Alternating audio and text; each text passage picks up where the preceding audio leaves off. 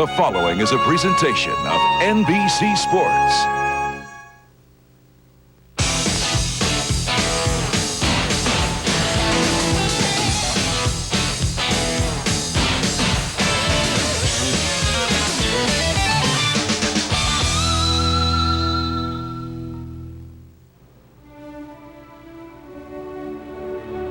Is reaching a goal made sweeter still when few thought you could do it? Tonight, perhaps the Houston Rockets will know the answer. This team, the most lightly regarded defending champion in memory, has been written off many times. The Rockets, it was said, had won their title in a transitional season where no great team emerged.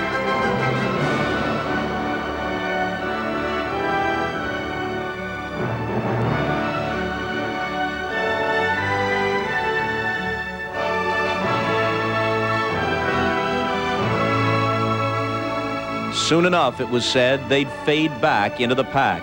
And in fact, as the Rockets slipped toward mediocrity at midseason, a repeat title seemed out of the question.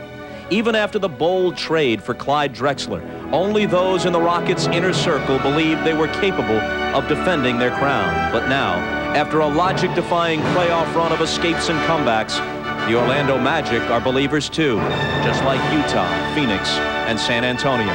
Because with one more win, the Rockets will achieve a goal that seemed unthinkable just a short time ago. And with it, the respect they feel they have been denied. And the national appreciation, which will surely be theirs with one more win.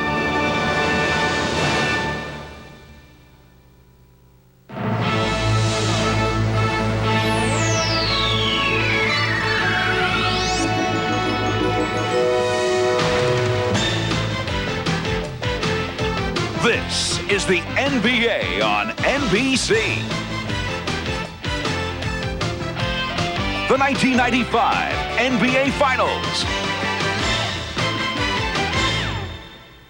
Tonight, Game 4 between the Orlando Magic and the Houston Rockets. Houston, Texas, a city that waited a long time for a title in any sport. Last year, the Rockets claimed an NBA championship, and tonight, they try to end one of the most improbable playoff runs in NBA history with a second consecutive crown. Hi again, everybody. I'm Bob Costas. Game 4 of the NBA Finals. The Rockets, of course, lead the best of 7, 3-zip. For the young Orlando Magic, once the favorites in this series, the realistic goal now has been reduced to win one game, to bring themselves within another victory of a return home. The Rockets, on the other hand, have been wary of using the word sweep, but you know they want this thing over with tonight. They've done too many improbable things themselves to run the risk of having it done to them. Last year's title was for Hakeem Olajuwon, and this year's title run has further enhanced his greatness. But in one sense, the biggest story tonight could be Clyde Drexler. 12 brilliant years in the league, 8 times an All-Star, 2 previous trips to the finals, but no ring, not yet. Earlier, Jim Gray spoke with Drexler. If you should win, what will be the emotion of finally winning a championship? That's a good question. I think for the most part, we're just thinking about getting this thing done and getting it over with. I think the emotions will run freely, and you never know what that's going to be. You never know how you're going to react. So it's going to be interesting to see what happens. Can you describe the emotion that's going on around this city and around this team? I couldn't begin to describe it because it's been high strung, and there's been a lot of emotion after every game. There's a lot of partying. This city is fired up, and it's great to see it happen because I grew up here, and this city was starving for a winner for many, many years. And to see it happen last year and to have the opportunity to have it happen again this year, it's just something that's great to behold. How does it make you feel, and are you at all embarrassed by the fact that many of your teammates keep saying, we're going to win this for Clyde? That's kind of embarrassing because it puts a lot of attention. It puts you out there, and I'm not familiar with that position. I think my teammates are very generous and very supportive. But for the most part, I think we want to win it because we want to prove that we're the best club in the NBA and the best team in the world. And a side note to the Drexler story, Houston isn't the only city pulling hard for Clyde. Television ratings in Drexler's adopted home of Portland have been through the roof during these finals. There's also some news off the court tonight as the league and the players continue to hope to negotiate a new collective bargaining agreement. They've been operating for a year without one under a no-strike, no-lockout pledge, but that truce expires when the finals conclude. Commissioner David Stern held a press briefing a short while ago and said that some progress has been made in the negotiations. To enable these talks to proceed in a productive and cooperative atmosphere, both sides have agreed that so long as we are moving in the right direction, the existing no lockout, no strike agreement will be continued on a short-term basis. The parties have also agreed that I will have no further comment on the negotiations. Well, that's interesting because we'll talk live with the commissioner at halftime and we'll see if we can't coax some kind of comment out of him about the situation. When we return, Marv Albert, Matt Guokas, and Bill Walton will join the proceedings as tip-off approaches for Game 4 of the NBA Finals.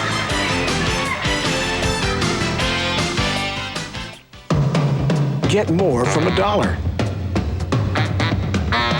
And rent a 4x4 for less with the versatile Jeep Cherokee at Dollar Rent-A-Car. Low rates on the cars you want.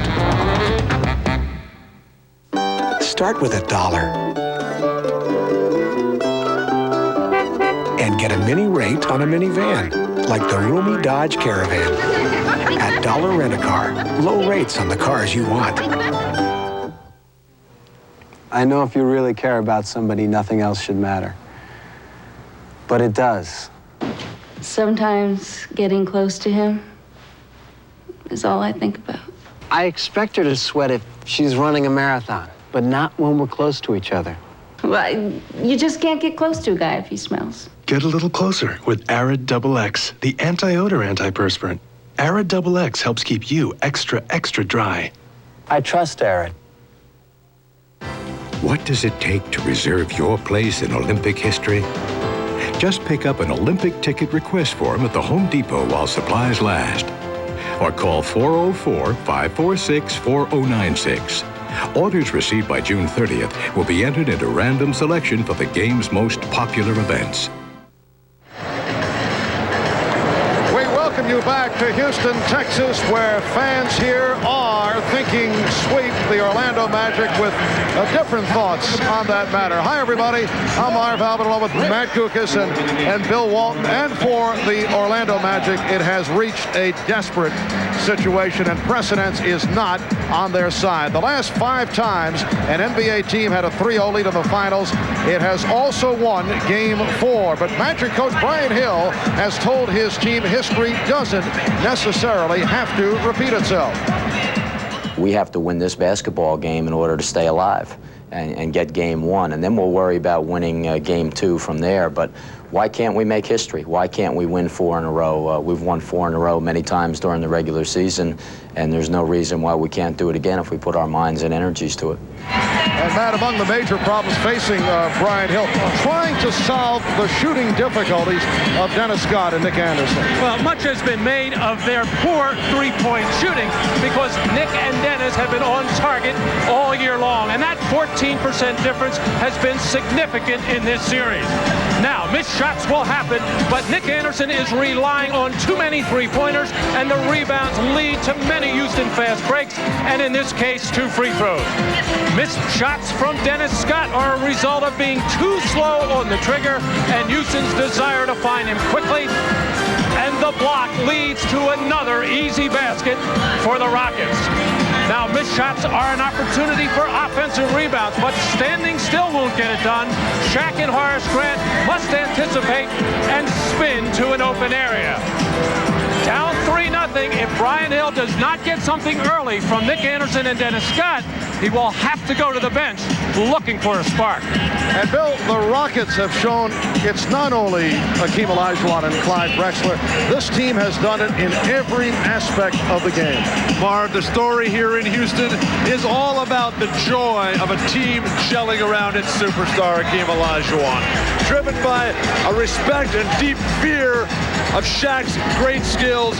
The difference has been that Houston has just been quicker to the ball, generating transition offenses with mighty finishes. Houston must realize, though, that the last game is the toughest one to win. The Magic, they're not going to quit out there. The attitude for the Rockets has to be that this game tonight means the championship, and I have to go out there and play the greatest game of my life. So coming up, Game 4 of the NBA Finals, the Rockets are hoping to end it tonight. The Magic looking to a Game 5 on Friday. Hello from Plank Road, where our man Paul has some visitors, the Plank Road Polar Bears. Each year, the polar bears seek ultimate refreshment by throwing themselves into icy cold waters. We suggest an alternative. Ice Brewed Ice House. Ice brewed so there's never any watered down taste, just more of what you want in a beer. Go. Ice Brewed Ice House. Icy smooth refreshment without the annoying frostbite. Thanks and enjoy.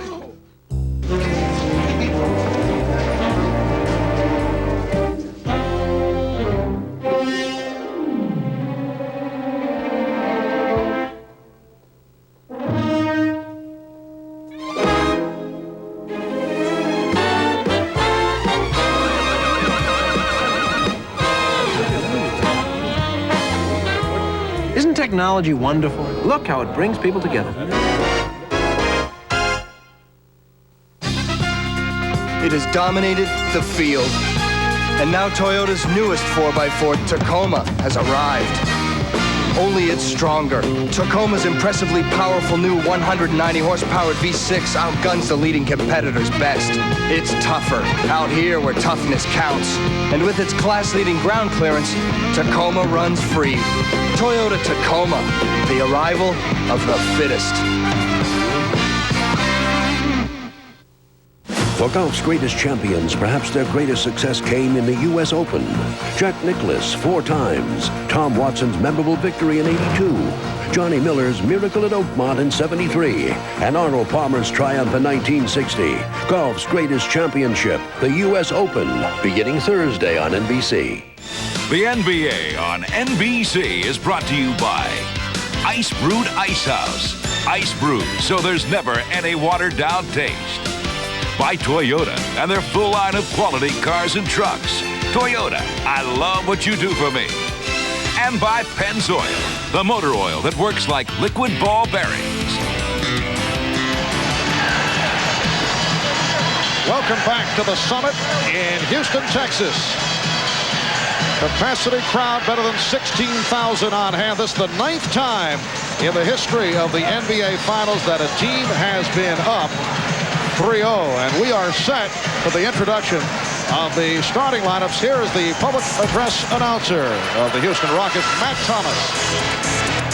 Good evening, everyone, and welcome to the Summit for Game 4 of the NBA Finals. Now, let's meet tonight's starters. First, for the Eastern Conference champion, Orlando Magic.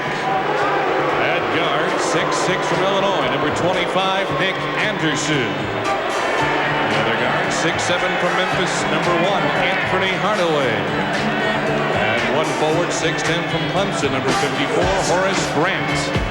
The other forward, 6'8" from Georgia Tech, number 3, Dennis Scott. And in center, 7'1" from Louisiana State, number 32, Shaquille O'Neal. Head coach of the Magic is Brian Hinton. Let's move seats.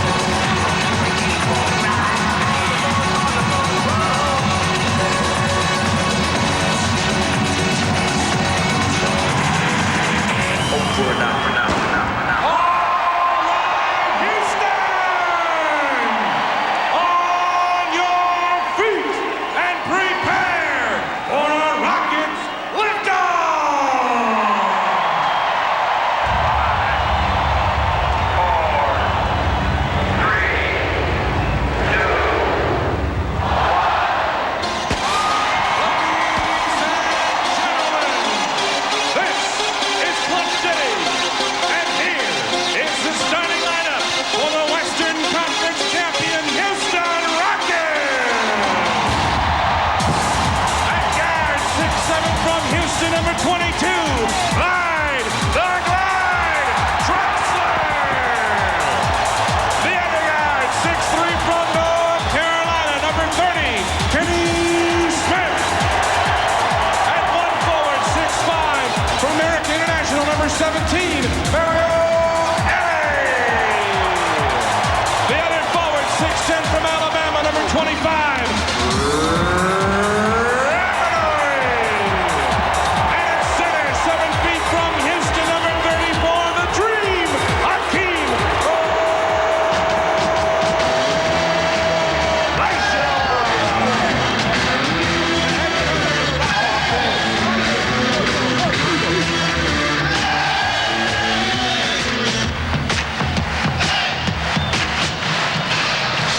set for Game 4 of the NBA Finals. Ahmad Rashad and Hannah Storm are with us tonight covering the sidelines. We have reports from both. First to Ahmad. All right, thanks, Marv. Now, if you think that being down 3-0 has put a lot of pressure on this Orlando Magic team, it's not the case in the locker room. These guys are still loose. Shaquille O'Neal told me that, well, we're down 3-0. Nobody expects anything less. They think we're going to lose. We have to go out and get it done on the floor. And Penny Hardaway quoted Magic Johnson when he said, we know what time it is. It's winning time. Ahmad, Brady Tomjanovich says that his team doesn't need too many inspirational speeches, but he gave them one anyway after their shoot-around today. He talked about the chance to make history, the chance to become back-to-back champions and prove that last year wasn't a fluke, the chance to become the first number 6 seed ever to win an NBA title. Making history, that is the thought that he pounded into their brains today. That is what they were all talking about before the game. They're nervous, they're excited, but they are also inspired about what they can accomplish tonight. Marv? Thank you, Hannah. And the Rockets also attempting to become the first NBA champion to keep the title by doing it with a sweep. The officials, Joey Crawford, who worked Game 1 of this series, along with Jess Kersey and Bill Oakes. Rudy Tomjanovich very much concerned that his team might feel like they have a cushion, and obviously you do have one when you're leading by 3-0. But also Rudy said something very curious. He said, I almost hope that the Magic get off to a quick lead so it serves as a wake-up call for us. You don't get many chances in your life. You got to be able to take advantage of them. The Houston Rockets, you got to come out, put your head down, and run. Shaq going over and talking to Nick Anderson, trying to inspire him, trying to give him some confidence. Well, Nick Anderson did show some signs at the end of Game 3 by hitting 4 from downtown, including that impossible turnaround long-range shot that brought the Magic right back into it. And Orlando controlling the opening tip. O'Neal, Anderson, Grant, they all handle it. Scott. Back to Shaquille. Rebounded by Hakeem. A lot of guys, perimeter guys, passing up shots for Orlando. Kenny Smith. Getting it down low to Olajuwon. And the baseline closed. Smith off the dribble. Olajuwon. Drexler had it knocked away and then able to recover. Horry for 3. Already 2 offensive rebounds for the Rockets. They outscored the Magic in Game 3, 14-4 on second chance points. That was a huge stat. But that's Larry Bird. Make the opening 3. They can never catch you that way. O'Neal called for a traveling violation. Well, Robert Horry, you recall, hit a critical 3 with 14 seconds remaining in Game 3, and he's opened up from downtown. The Rockets 3, the Magic nothing. Good defense, Nick Anderson. Olajuwon. Rockets with a 5-0 lead. Well, Shaq would rather see Hakeem shoot that little fadeaway jumper towards the baseline. We have a foul here, but instead of turning to the middle, that's when the whole Magic defense can get in trouble, and that's where Shaq can get in foul trouble. I've been watching Hakeem all playoff long. I don't know what shot I would want him to take if I'm guarding him. He makes the most difficult shots of anyone ever. Kenny Smith was called for the hand-checking foul. Dennis Scott passing on the 3. Hardaway taking it. Yes. Anfernee Hardaway has had the touch from downtown throughout the playoffs. Rockets with a 5-3 advantage.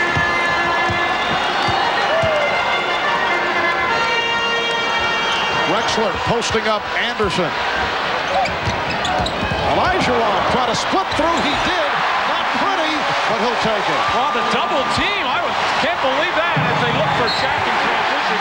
Bad pass by Hardaway, but Shaq, who was at the top there, came down to double team on Drexler, leaving the most dangerous offensive player on the floor alone, Hakeem Olajuwon. Shaq has not been effective in transition in the finals. Drexler squaring up. Going to the spin and rejected. Hardaway not expecting the pass. Not a good one thrown by Scott. He had his head down and was trying to gather speed, and really, Dennis Scott should not throw that ball. He knows that until he has eye contact with Penny Hardaway. Rocket players have been very understated, taking nothing for granted. There has been no celebrating. Kenny Smith said the other day, it was ours now. They would have given us the trophy after Game 3. Anderson for 3. Anderson with the save. O'Neal, pretty pass. O'Neal for Grant. Rockets 7, the Magic 5. Careless box out there by Clyde Drexler, assuming that the rebound was going to go somewhere else, and the Magic take advantage of it. Olajuwon starting with the crossover, going to the spin, and rebounded by Anderson. Here's Shaq in transition. Can't capitalize. O'Neal on the recovery, took the hit from Ori, and Shaquille, who has certainly improved his free throw shooting, will go to the line. Well, Clyde Drexler fails to block out Nick Anderson here, and Nick out hustling the Houston Rockets to the loose ball. Beautiful feed, the dish inside to Horace Grant, and that's a tough pass to catch it in traffic, especially when that's low, but Horace Grant generally has good hands.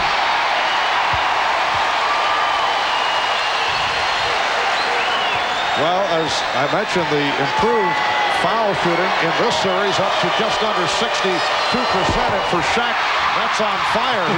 He was 6 of 11 in Game 3, but not able to hit on his first 2 attempts. That graph would come out as the ultimate roller coaster, Marv.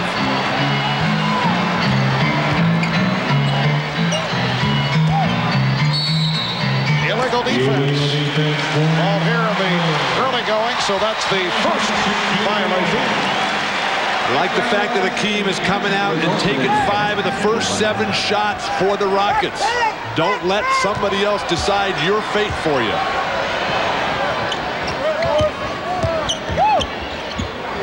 Ellie. Knocked away by Hardaway. It's a 4-on-3. Scott for 3. His timing was off. He hesitated, did not want to take the shot, and then put it up. Dennis Scott only 1 for 9 from downtown, and in Game 3.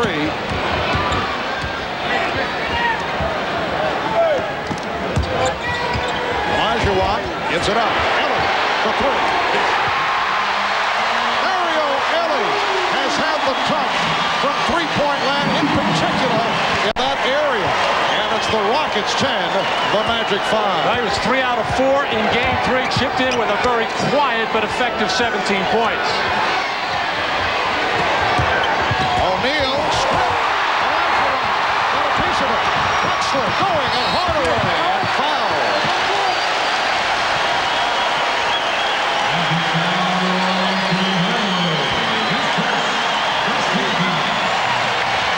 It is truly amazing what Clyde Drexler can do after his teammates knock it away down deep. Clyde Drexler, though, you can just see in his eyes, he's going to the hoop. Penny Hardaway, Nick Anderson, Dennis Scott, these guys are all very legitimate defensive players, and he ignores them and can get to the hoop at will. Dangerous defensive play by Hakeem Olajuwon. However, he is number 9 in the league in steals, and that was a steal, a low strip there, but that's how you can pick up a foul. And there we saw Drexler in the open court dribbling with his head down, but he does it effectively. Rockets 12, and the Magic 5. That's because he's not going to pass it. That's why he dribbles with that head down. And Horace Grant with his second field goal. Remember, he started quickly in Game 3. Timeout has been called by the Rockets. 5 minutes in, first quarter. Rockets 12 and the Magic 7. You're watching the NBA on NBC. The Tonight Show, Gail O'Grady and Iron J, NBC Tonight. With all its power, with all that it is capable of, with all its refinements and its reputation, imagine the places it can take you. The Toyota 4Runner, where civilization is headed. What's amazing about technology? I think you could run to the store for me. At GTE, we think it's how it can make your life easier. Like Telego service. Ice cream? The world's first cordless phone you can take just about anywhere. Your pocket's ringing. Even an all-night grocery store in Tampa, which David King finds pretty amazing. Do you have any sauerkraut? Why? Because he won't have to make another trip to the store tonight. Amazing. Athlete's foot. It's a predator made up of many types of fungus that eat your feet alive. You can't just cure some of them. You need a weapon to kill all of them. Lotramin AF, full prescription strength medicine, the brand doctors recommend most. Lotramin AF is so powerful, it doesn't just kill some causes, it kills them all. Also available in spray and powder. Lotramin AF, the killer cure.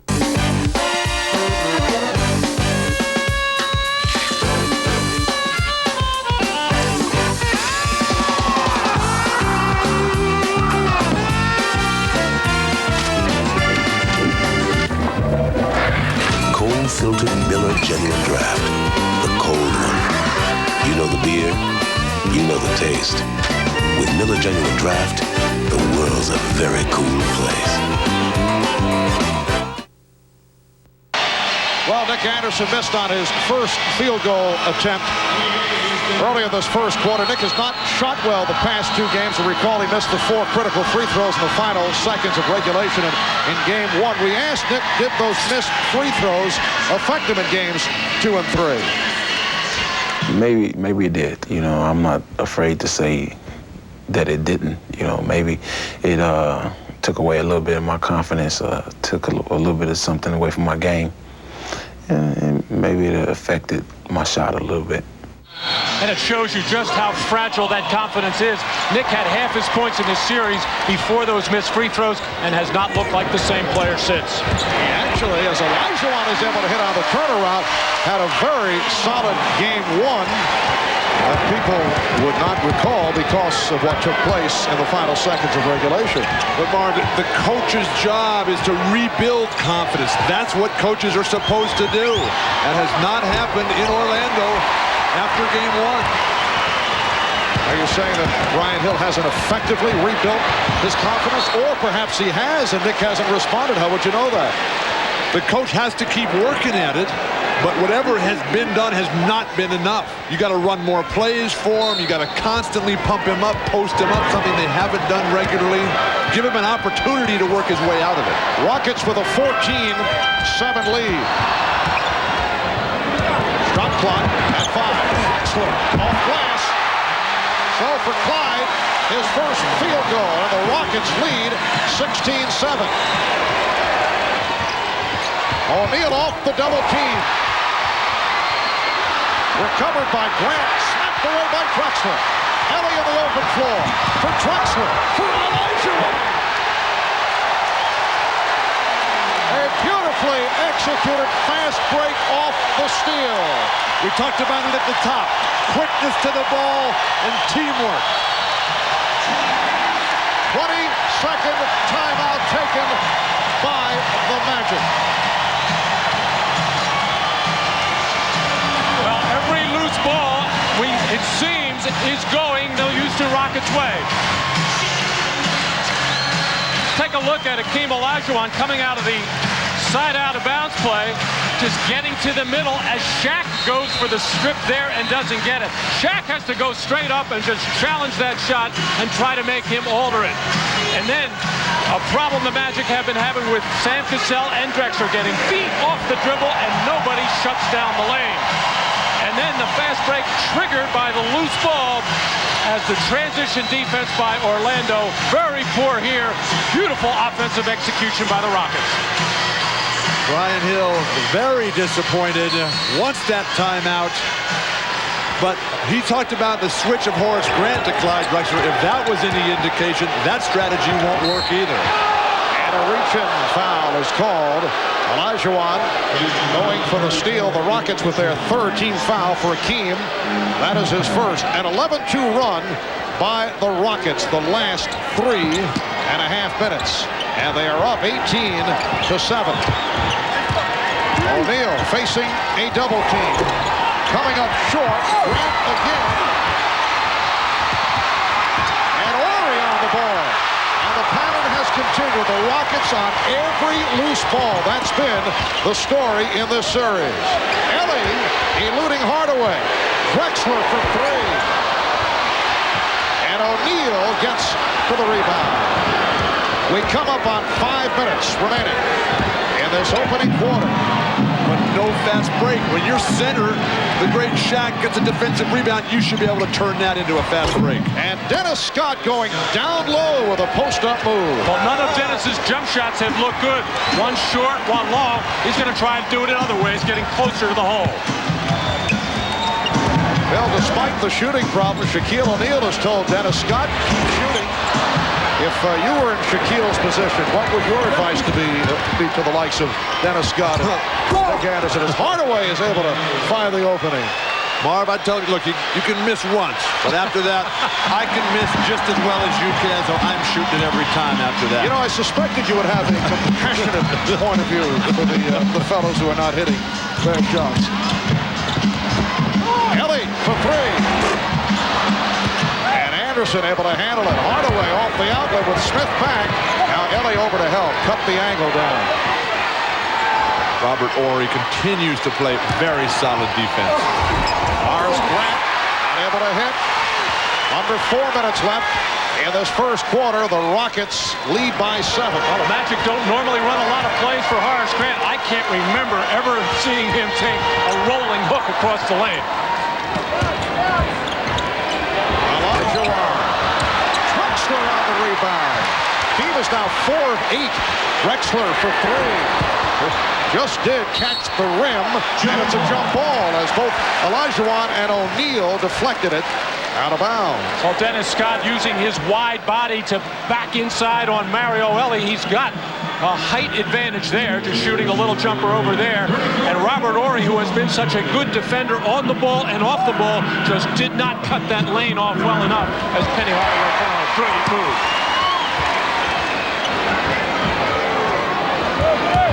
Olajuwon avoiding the number team, but not a good shot. Scott met by Ellie. Houston able to get back effectively on the transition. And Horry there again, forcing the stoppage of the transition play. Strong move by Shaquille O'Neal. Had the step, and wisely, Olajuwon did not contest it. And here's Smith being trapped, but Horry was back to help. Well, the Rockets have not gotten a good shot at the basket on about the last 6 or 7. Their legs look tired. The shots are short. This is an opportunity for the Magic to get something done. There was a good-looking shot. Houston had missed its previous 6 before the field goal by Olajuwon. Rockets 20, and the Magic 13. Hakeem has 10 points. Scott, well, Dennis Scott again with a back-in turnaround jump shot. It's the beauty of Orlando. They have so many different post-up guys. Dennis Scott being one of just 4. Really everybody but Horace Grant. That's what I would do, is try to get him off that way. Ellie. He was shot by Drexler. Horry. Oh, he's fouled. Hit from behind by Grant, who was looking for the block. Magic foul number 54, Horace Grant, his first 17th foul. Timeout, Orlando. Well, Shaquille O'Neal coming across the lane. Clyde Drexler very slow in coming down to double team. Hakeem had no help. He wisely gave the shot away rather than challenge and pick up a foul. And it was a long drought for the Rockets before this open jump shot for Hakeem Olajuwon. And now Olajuwon knocked this one loose to Ori. Horace Grant coming in to make sure with the hard foul, not letting him score. So with 2:14 remaining in the first, a timeout call.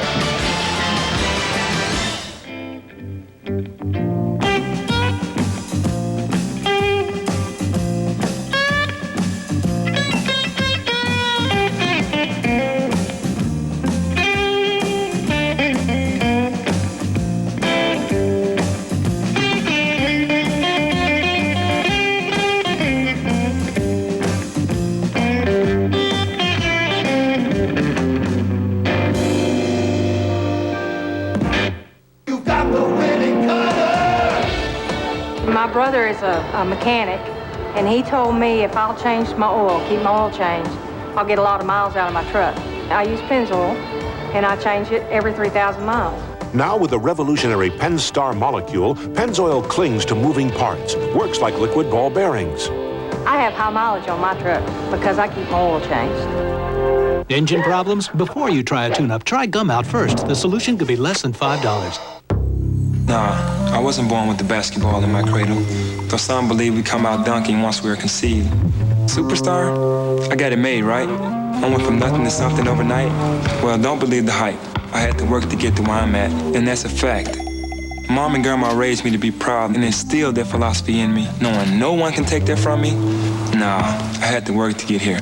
At the Boys and Girls Club, at Memphis State, I had to work to be great. It will reshape attitudes and turn heads. It's the all-new Toyota Tercel.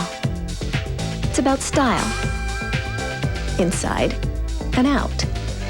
It's about safety, like dual airbags, and meeting 1997 side impact standards today.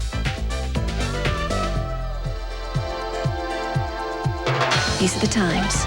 This is the car. The all-new Tercel from Toyota. And now, the Mad About You Guide to Pet Appreciation. This is from Murray. Look at this stuff. Did you know they make espresso kibble? Must-see TV, NBC Thursdays.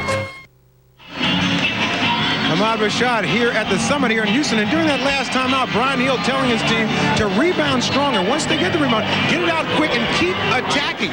He says once they get into the half-court offense, he wants them to keep pounding the ball inside, not taking all those outside jump shots. Once they get the inside going, their outside game will come. Hannah? Well, Ahmad, several of the Rockets players said before the game they felt if they got the Magic down early that they could shatter their confidence. Obviously, that hasn't happened. Rudy T doesn't mind it this way. He says he likes it close because it's a little bit of a wake-up call for his team this run, and he chastises guys for not getting back on defense. He says they're beating you down the floor. Marv? All right, Hannah, 2:14 remaining in this opening quarter, and it's the Rockets with a 20-15 lead, and Robert Horry to the free throw line. Sam Cassell, who's just checked in, was yelling at the ball boy for not having his elbow pad. Isn't it sort of your responsibility to get dressed yourself? These guys are men out there.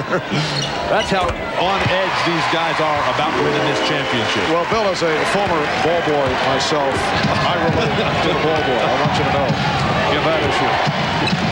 You're absolutely correct. Well, if it's not the ref's fault, it's got to be the ball boy's fault. Rockets 21 on the Magic, 15. Illegal defense called for the first time. First time against Houston. Right before that timeout was called, Shaq turned and looked to the bench, letting Brian Hill know that he needed a breather. He was letting him know way before that he was exhausted and out there getting a rest right now. So Jeff Turner and Brian Shaw have checked in for the first time. Grant able to get to it. Here's Hardaway, got the step, setting up Turner. Grant slapped it away, but recovered by Drexler. 3-on-2. Cassell will go to the line. Just a lot of teamwork on these, going for loose balls and going for loose rebounds. Even when it looks like the Rockets have lost it, somebody will knock it loose. Nice timing on the part of Drexler to give that dish to Cassell. He had to hold up a second so Cassell could take it right to the basket. And now the fouls are starting to get a little harder and a little harder, knocking people to the floor rather than give them a layup. I know on Showtime preceding Game 3, Julius Erving made the point that he feels Orlando is playing a bit too soft, helping people up constantly. Both these clubs have been very gentlemanly-like. We're not exactly seeing the New York Knicks and the Houston Rockets, but, you know, the Rockets are up 3-0. They don't mind. They can continue going in this style. But has Orlando had too soft an attitude? Certainly, but why wait till Game 3? How about after Game 1 when you fall down? Come right back with some very hard fouls as Dennis Scott continues to operate in the torture chamber down low. And I'm a firm believer in you fall behind in these championship series, you come back with some very physical and confrontational plays, something Orlando hasn't done. Well, Dennis Scott, who has found his little niche offensively right now without the perimeter shots going, showing everybody he has other ways to score. That's his third field goal, backing his way towards the hoop. Foul was called on Drexler. Another factor in this series, at least over the first 3 games. It does not appear that Shaquille O'Neal is playing with the same kind of fire we saw earlier in the playoffs and through the regular season. Is it too much respect? Nice play by Shaw as he stripped Olajuwon. Has it been too much respect for Olajuwon? Hakeem has been successful in taking Shaq out of his game, and I think that Shaq needs to get more physical, maybe take another offensive foul. You can't have over-respect or over-confidence in your opponent's abilities. And Houston in the midst of a drought after the good start. We're down to 35 seconds left in this first quarter. The Rockets lead 23-18. Hardaway shooting the jump shot over Ellie. Grant with the rebound. Crowd wanted to travel. Shaw for 3. Brian Shaw from downtown. And the Rocket lead is now 2 with 20 seconds to go in the quarter. And the Rockets not taking advantage of Shaquille being on the bench. Sam Cassell's last shot, a terrible one, especially with Hakeem being guarded by Horace Grant. 6 unanswered points by Orlando. Cassell working the clock down. Final seconds. Cassell for 3. And that's the end of the first quarter. Late serve by the Magic. Rockets lead by 2. Now look at the center matchup. Shaquille very quiet at the start, only 1 of 4 for 2 points. Olajuwon popping from all angles, 5 of 10, 10 points and 5 rebounds, but Houston only 1 for the last 10 from the field. Rockets 23, the Magic 21. Now remember, cake mix wheat bread, Coca-Cola shaving cream. Cake mix wheat bread, Coca-Cola shaving cream. Cake mix wheat bread, Coca-Cola shaving cream. Cake mix wheat bread, Ford Explorer shaving cream. Ford Explorer? Red Hot Summer. Ice cold Coca-Cola. Foot Locker discounts. Now remember, cake mix wheat bread, Coca-Cola. Just twist off the cap and see if you won. 1 in 4 chances to win. I can win free Coca-Cola. Ford Explorer Sport. Foot Locker. Millions of prices and discounts. Yeah, Foot Locker. Ford Explorer Craving Scream Wheat Mix. Coca-Cola. Now remember, play Red Hot Summer. Folks tell us they can't get enough of our great taste. So now at KFC, we're marinating original recipe chicken through and through for that same great taste in every bite. So get your hands on it right now. Everybody needs a little KFC. We have a serious emergency on our hands. Syl escaped. For 3 million years, the human race has been at the top of the evolutionary ladder. I want a team to track her, hunt her down. Nothing lasts forever. You created a monster, now you want us to kill it. Now she lives among us. She'll kill anyone that gets in her way. Species. This film is not yet rated. Starts Friday, July 7th. Wet roads like this inspired Goodyear's newest all-season AquaTread, the all-new AquaTread 2, with a deeper, wider aqua channel for outstanding wet traction. The new 65,000-mile AquaTread 2, only from Goodyear. From its idealized engineering to its sculpted aerodynamics, Celica has been designed to be as beautiful to drive as it is to look at. the 1995 Toyota Celica, including the all-new convertible. What else would you expect from a company that approaches manufacturing as an art?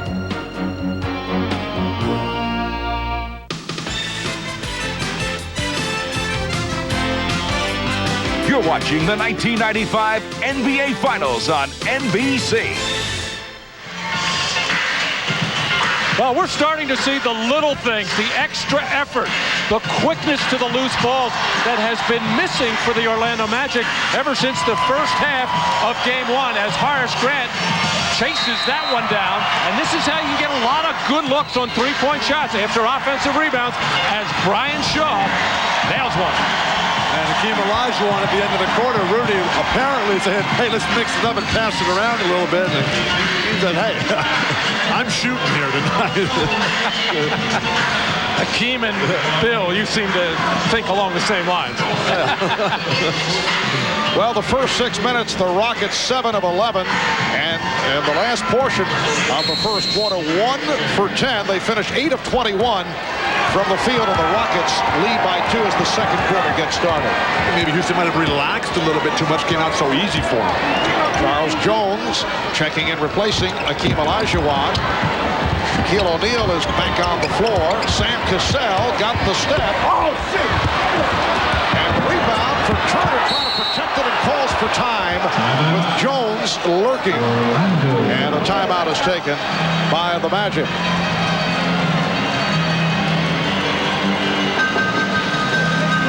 Well, Sam Cassell has not been getting into the lane very much since Game 2, but he gets one here, gets a good look. But that shot not only changed, but just altered enough by Shaquille O'Neal. Then Chucky Brown got a two-hander in the back from Jeff Turner. So with the timeout, we'll take a break. Back in a moment. If necessary, Game 5 Friday at 9 Eastern, 6 Pacific on NBC.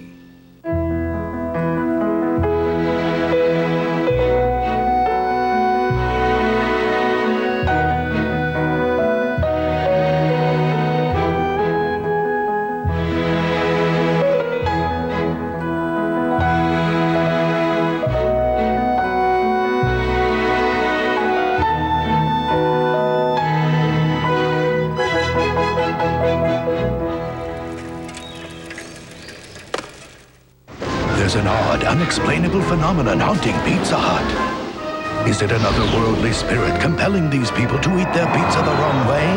No, it's new stuffed crust pizza with a ring of cheese baked in the edge of a totally new, thinner crust. Incoming! And with a large just $9.99, every living person will be eating it the wrong way crust first. Hey, look! I'm eating like a fleshy too!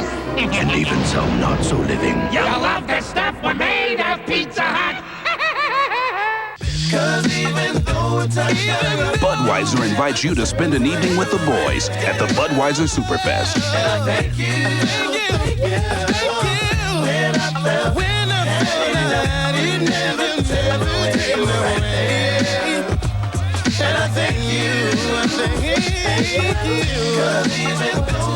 Boys to Men, the Kings of R&B, brought to you by Budweiser, the King of Beers. This summer. The NBA on NBC is brought to you by Budweiser, the King of Beers. This Bud's for you. By Jeep, makers of Grand Cherokee, Cherokee, and Wrangler. And by Snickers, packed with peanuts. Snickers really satisfies.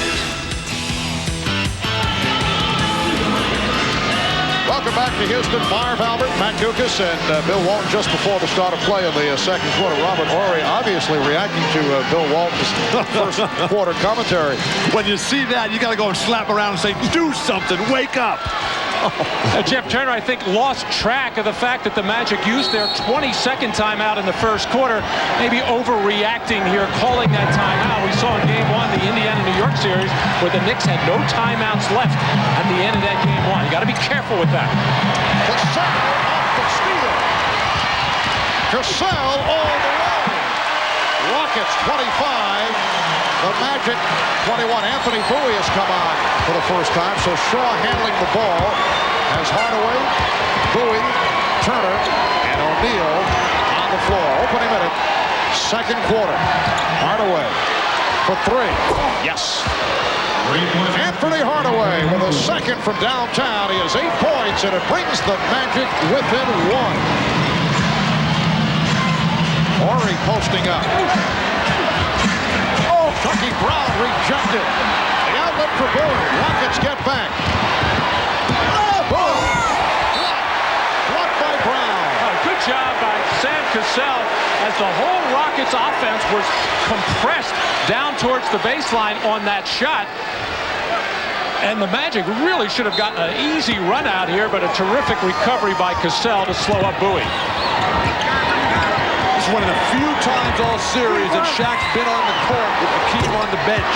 And Brian Shaw hits his second three-pointer. The Magic leading 27-25. It's the first time that they have led.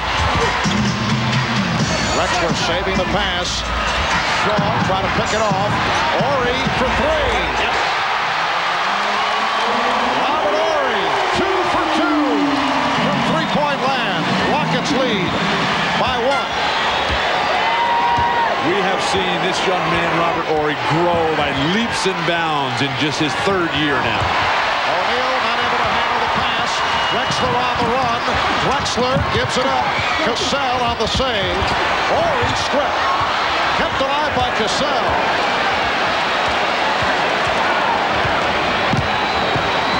Oh, good defense by Brian Shaw to shut off Cassell's penetration. 3-second violation is called. Sam Cassell is one of the best in the league at getting into the lane.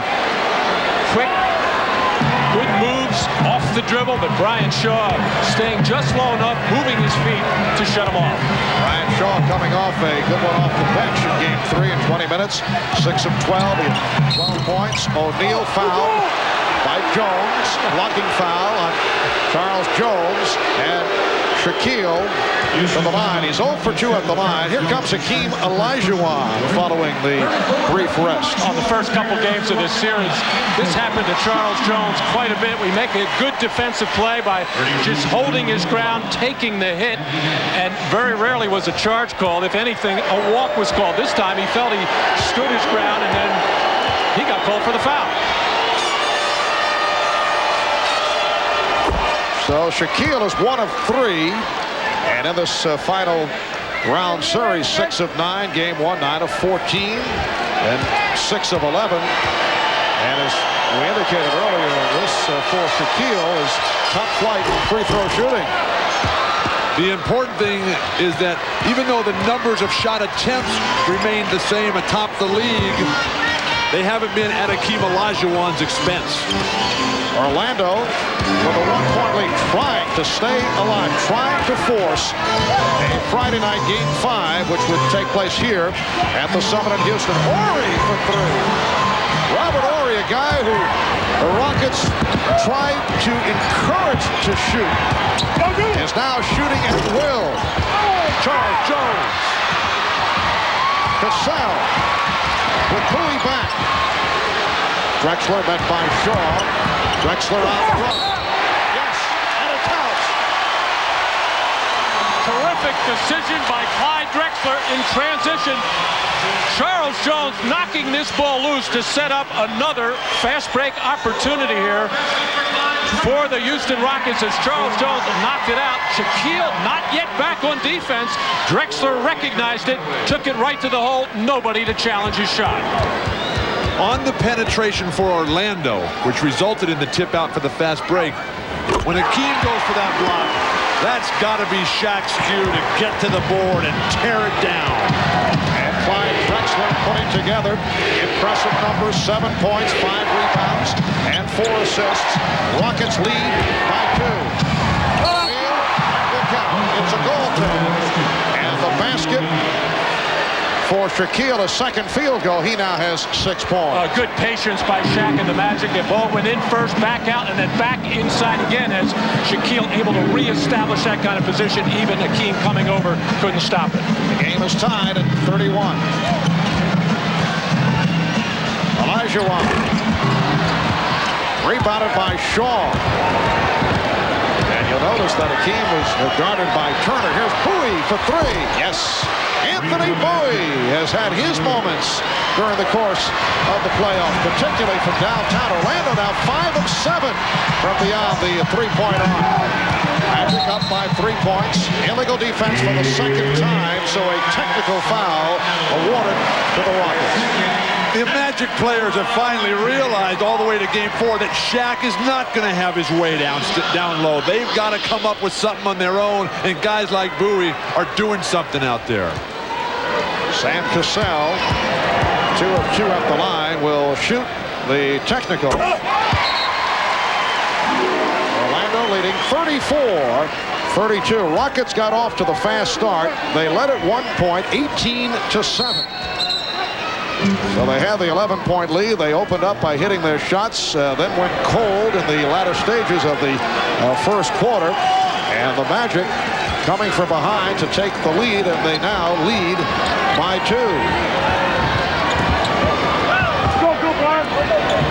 Olajuwon right around O'Neal, could not convert it. Bowie able to get to it. Open shot for Shaw. Yes, another 3 for Brian Shaw. And Orlando having so many difficulties from downtown in Game 3.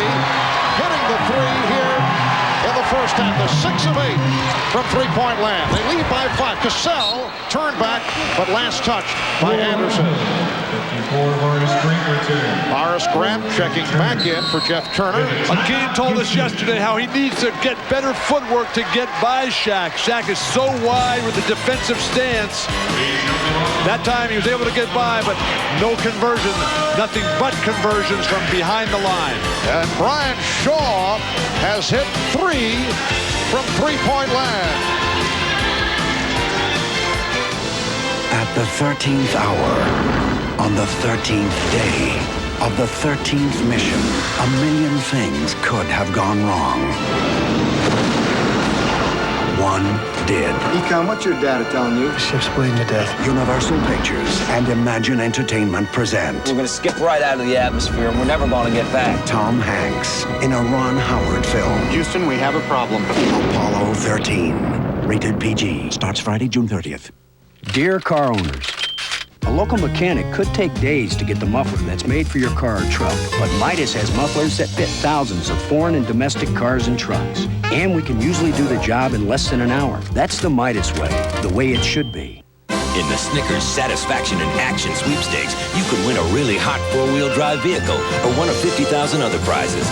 Look for sweepstakes entry cards in your store. Snickers has always satisfied your hunger. Now it satisfies your hunger for adventure.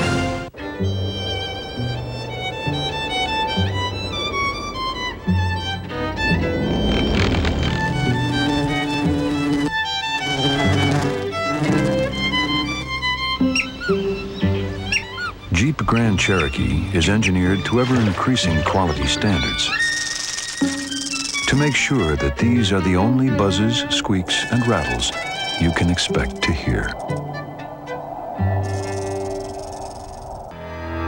From the time you get the ball, you're looking for that crack in the defense, the eye contact with a teammate, that split second when the defender turns his head.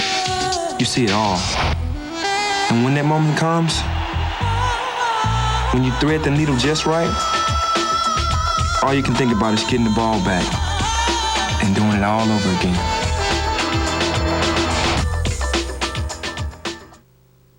Tonight on The Tonight Show, comedy legend Rodney Dangerfield. Never get no respect at all. Plus Bob Costas and Ahmad Rashad at the NBA Finals. Then Conan's got Jackie Collins, NBC tonight. Well, the man who coached Hakeem Olajuwon and Clyde Drexler at the University of Houston, Guy Lewis, head man 30 years at the University of Houston. A look at that 82-83 squad, a team that was arguably the greatest college squad never to win an NCAA championship. Memories of Lorenzo Charles and the wild celebration sparked by the late Jim Valvano running onto the court. Like Olajuwon. 12, and the Magic got 37-34. The last time Hakeem scored with 2:49 first quarter. That was a Phi Slamma Jamma team that played well above the rim back in 82-83. Shaw for three. Cassell to the floor. And a foul is called as Ori is hit from behind by Grant. That was a long drought for Hakeem Olajuwon. Shot clock winding down. The Rockets having a little problem getting the ball into Olajuwon right now. The little turnaround jumper, but Horace Grant continues to make the hustle plays. He is just going to try to find any way to help his ball club stay in this game and get their first win in the series. No block out because of the concentration on Shaq down low. Grant with 6 rebounds and all over the floor. Olajuwon spinning. And a loose ball foul. The outside official, Bill Oakes, with the call. And it's against the Rockets. It's on Mario Elie. A reminder, tomorrow night, NBC Sports presents golf's premier championship, the U.S. Open. The 95th installment of the Open from Shinnecock Hills Golf Club. Coverage beginning tomorrow night, 11:35 in the East, 10:35 Central Time. Following the late local news right here on NBC.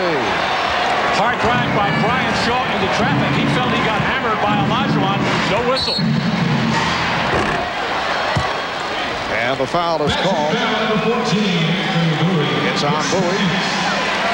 Brian Shaw, I'm sorry, Bill, taking the baseline move there and just knowing he was in trouble with the big shot blocker, decided to cause contact, which he did. Should have been a foul on Hakeem. He's underneath the basket, double clutching. Get out there and play on the perimeter where guards are supposed to play. What?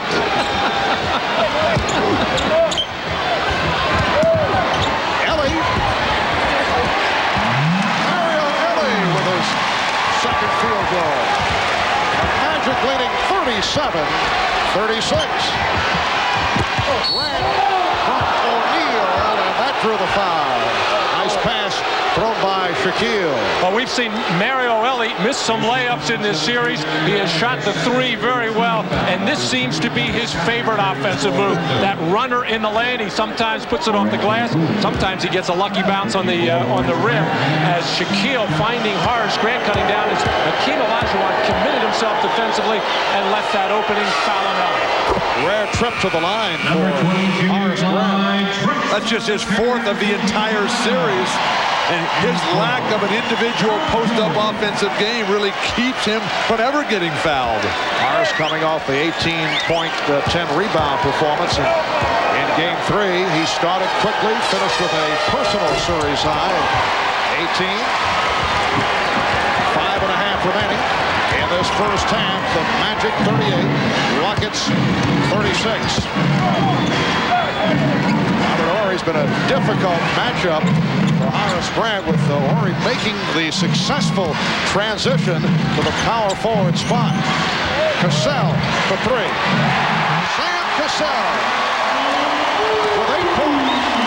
Rockets lead by 1. Every time Orlando seems about to be on the verge of getting it together, Houston comes back with nothing but better play. And Anderson able to knock it down from 3-point land. That's his first field goal. The Magic up 41-39. Here's Cassell. O'Neal with only his 2nd rebound. Shaw being pressed by Cassell. Wild pass. Leading to this. This is why the Rockets have a 3-0 lead, because in transition they very rarely make a mistake. They quick strike and finish. Brian Shaw upset with himself off that bad pass. Shaquille O'Neal thought he was fouled. Game tied at 41. Drexler. Whoa! Gotta be kidding. Clyde had nowhere to go. He tried to pull up and give it up and then flipped it. Anderson protecting the rebound. That was like the back set in beach volleyball. Yes. Shaw open for 3. Brian Shaw with his 4th from downtown. He's 4 of 5. 12 points for Shaw, all on 3-pointers. And the Rockets very ragged, very tired right now, and very upset, I think, with Clyde Drexler's shot there. I'm just saying they don't make mistakes in the open floor, but Clyde Drexler got all hung up and forced to take a bad one, but I think it upset his 4 teammates. Magic leading by 3. Olajuwon for 1 point. Orlando lead. Hakeem has taken 15 shots. And we still have 3:20 remaining in the first half. O'Neal on the recovery. Here's the double on Shaquille. And leads to the foul. That stuff attempt after the whistle lands in the crowd. Anytime Hakeem gets the ball inside, he is going to draw all kinds of people. Drexler's going to cut through their congestion there, but Sam Cassell spotting up on the perimeter as Hakeem Olajuwon does a good job of finding the open man. And Hakeem called for his second foul. Shaquille does not have any. That was a non-shooting foul occurring prior to the shot attempt. We approach 3 minutes left in the first half. Horace Grant, very much a factor offensively the last 2 games. And they have to bring Robert Horry out of the game with Charles Jones now in because of the foul trouble. Hakeem, not a great perimeter defender. Oh, Hakeem had the step and could not convert. Magic with the ball, leading by 3. Hardaway pulls up and hits another 3. Orlando is 9 of 13 from downtown. They come off an 8 for 31 on Sunday night. So the Magic up now 49-43. Drexler. Clyde the glide. Well, we've seen him make some, but that was the quickest one yet on the spin. The Magic up by 4. Anderson showing confidence, but not able to hit. He hit his previous shot from 3-point land. Right back to Drexler. He's calling for it. Drexler. Clyde not shooting well. 3 of 10 from the field. Orlando up by 4 points. Open shot for Grant.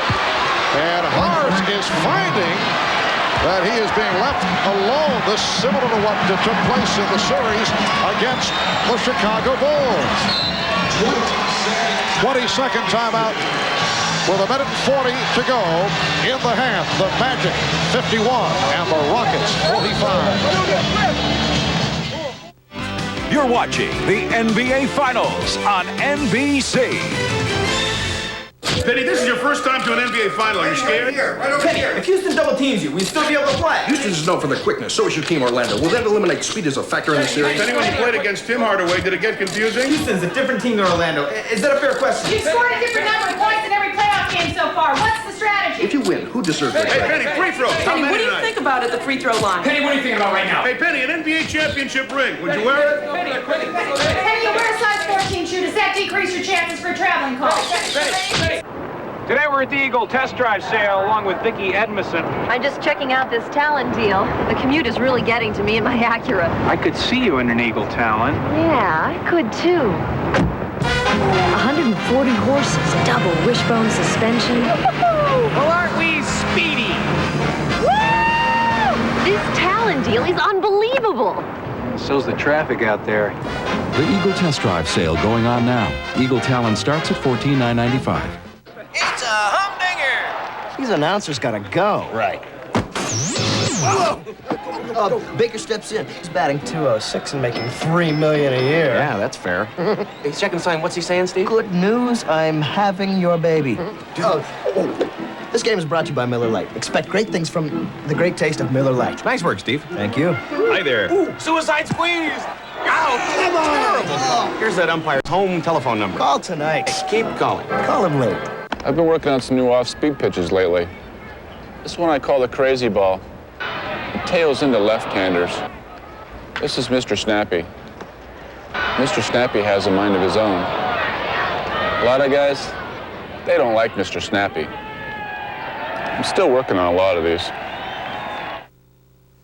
Coming up on the Prudential Halftime Report, we'll be joined here in Houston by NBA Commissioner David Stern. We'll talk about the state of the league, which includes the current labor negotiations between the owners and players. And we'll also preview the U.S. Open Golf Championship which gets underway tomorrow at Shinnecock Hills on Long Island. Back down courtside now as we rejoin Marv Albert, Matt Gukas, and Bill Walton. All right, Bob, and this has become a three-point festival. The Orlando Magic, a team not able to hit from downtown. First three games, only 31%. Tonight, 9 of 13 from beyond the three-point line. The NBA Finals record, most threes in a game, 14 in all. And that established by Houston in Game 1 of this series. Mario Elie with a nice move. He has 7 points. The Magic 51, the Rockets 47. A minute 20 to go in this first half. Shaq feeding the post from behind the line and then cutting through. As Dennis went to the fake, he's called for a travel, a call that is applauded by Mario Elie. Oh, this has been a successful play for the Magic, getting the ball inside to Dennis Scott. Actually, Shaq's supposed to make it from a little bit closer, but what it does is it makes Shaq make the pass, make the cut, and gets him on the offensive glass where the big fella can do some damage. Eddie Smith back on the floor. Clyde Drexler. Robert Horry for three. And it comes back to Smith. Gill was trying to break down court. Well, that's what the guards do. They challenge the shot, release, and go for the layup. How about Clyde Drexler's rebounding? Clyde with 6 rebounds in this first half. Shot clock at 3. Smith has to fire it up, but air ball handled by O'Neal. Terrible possession for Houston.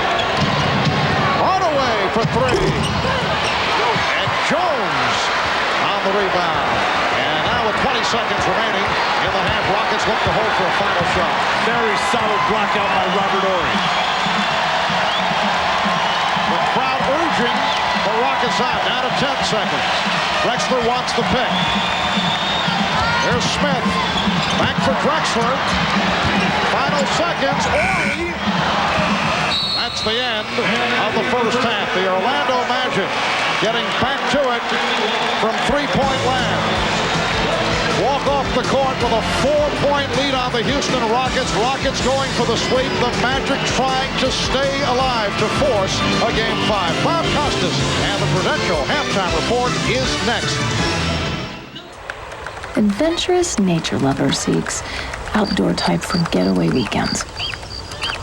Must like camping and hiking, interest in kayaking, a plus.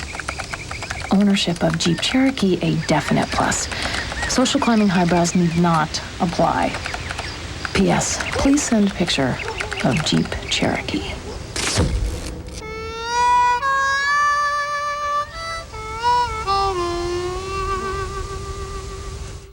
Glenn likes gliding. See Glenn's Seek stuff on hang gliding. From gliding, he swings to winged things like pigeons and planes and the terrible pterodactyl, Trey Aerodynamical, which sends Glenn to windmills spinning indelibly Dutch and wind blowing much into muddy monsoons and so to ineffable India. And the sinewy sounds of the sitar wafting through the Himalayas, which happen to be excellent for hang gliding. Maybe? Microsoft Encarta. Where do you want to go today? Grandpa Shaq, tell us how basketball used to be. Well, the basket wasn't always 20 feet tall. What about 100-yard courts? Not even close. What happened? All sport. All sport, unsurpassed taste, a third more carbs than Gatorade for energy. This is a body quencher. After all sport, the game was a breeze. Until they put in the moving basket. All sport, the game will never be the same. Today's cars and trucks are more advanced than ever, but there is a price. Their harder working engines can wreak havoc on the motor oil, breaking it down almost immediately. That's why Castrol GTX provides maximum protection against viscosity and thermal breakdown. So use Castrol, or your harder working engine could make things hard on you. Castrol GTX, engineered for greater protection against breakdown.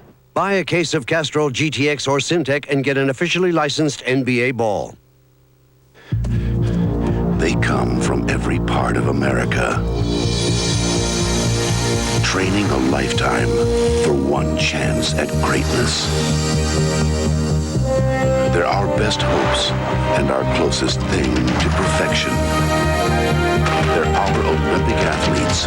And next summer, they're the home team. The Olympics, America's Games on NBC.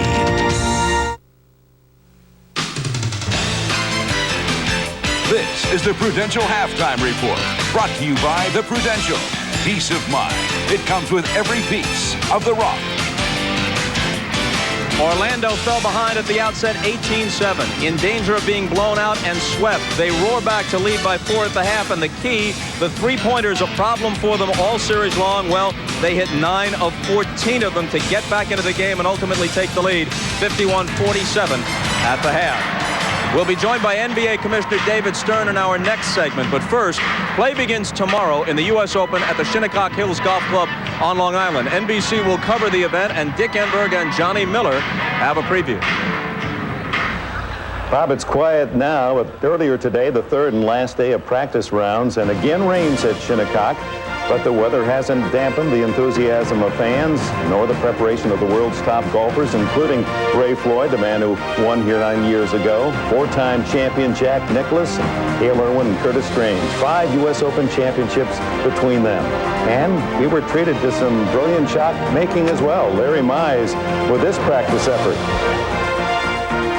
And they all talked. They talked about the desire to win this major. And despite the continuing rains, how fantastic it is to play this golf course. It's steeped in history. Look, it's 100 years old, this golf club, and to be able to come back here and celebrate their birthday, their 100th birthday with the U.S. Open here on a great golf course and a links golf course at that, makes this tournament and this year that much more special. Well, I think it's a great golf course, simple as that. I think it's a great test of golf, a lot of great holes. Weather's going to play a big key, and this is what I've been aiming for a long time, to win one of these. So let's go do it, see what happens. To be able to win the U.S. Open Championship would be everything to me. I'd trade in every tournament I've ever won in the world to win the U.S. Open. Well, Johnny Miller, you have a U.S. Open Championship. Means that much. Definitely does. There's nothing like it when I tee off and they say, Johnny Miller, United States Open champion. This is our national championship, and most players feel the same way. They want it more than anything else. That's the stamp of greatness, just as Houston and Orlando battle for the NBA title that will allow them to brag for the rest of their lives.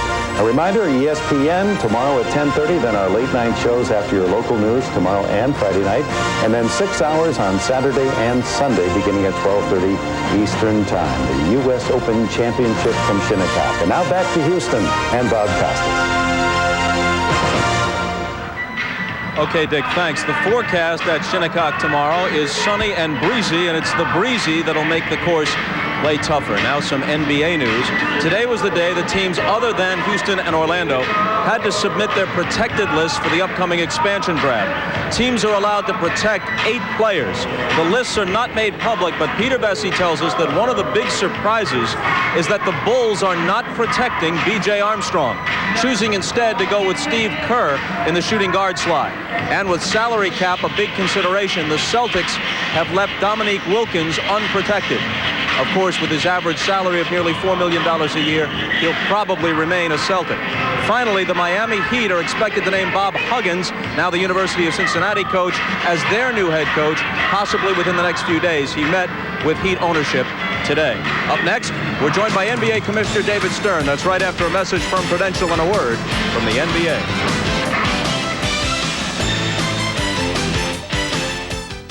Financial concerns, medical problems, anxiety about the future.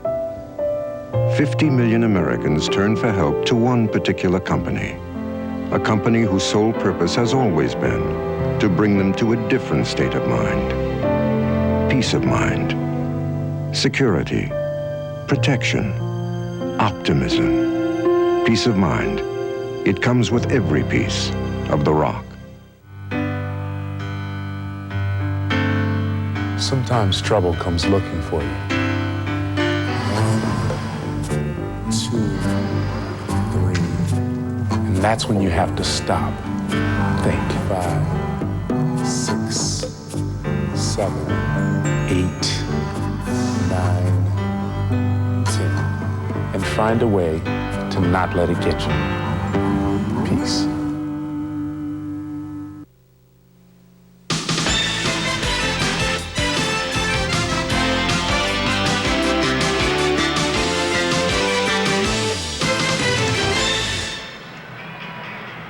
Okay, we're joined now by NBA Commissioner David Stern for our annual visit at the finals. It goes without saying, this has been a boom year for the league. Television ratings, Michael Jordan's return, very exciting playoff games. But right now, the issue on the table is the labor situation. You announced just before the game today that the no strike, no lockout pledge has been extended, and with it, I might add, the moratorium on player signings. For how long?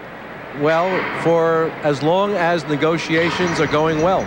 And right now, we're making substantial progress. I'm going to be calling a Board of Governors meeting for Tuesday. And although I was here in Houston this afternoon, Russ Granick, Deputy Commissioner, who heads our delegation, Cy Gordine and Buck Williams of the Players Association, tell me that substantial progress is being made. The draft is scheduled for June 28th. Are you hoping to force the issue before then? Is that part of the strategy with the talk of a lockout to create a sense of urgency now? No, I think the sense of urgency was created not by any talk of lockout, but by the fact that the moratorium was expiring, and the parties knew that events might overtake us if we didn't sit down and make one last good faith effort to do it. You said you're feeling optimistic. What are the reasons for your optimism? Feeling optimistic because under the word substantial progress, what I mean is we've addressed a number of the key issues, and we each know where the other side is, and we think with continued negotiation we can get to where we can make a deal. What is the major issue keeping the sides apart? You know I'm not allowed to talk. You tried it. Shame on you. Does the league need a hard cap? Isn't that the main thing, a hard cap? No, the league doesn't need a hard cap. The league needs to make sure that its teams are reasonably likely to not lose money, to make a little. The players for their part, a little, and the players for their part want certain other guarantees. And I think both sides are indicating a willingness to yield to try to make a deal. But you're resolute for now about not talking about specifics beyond that.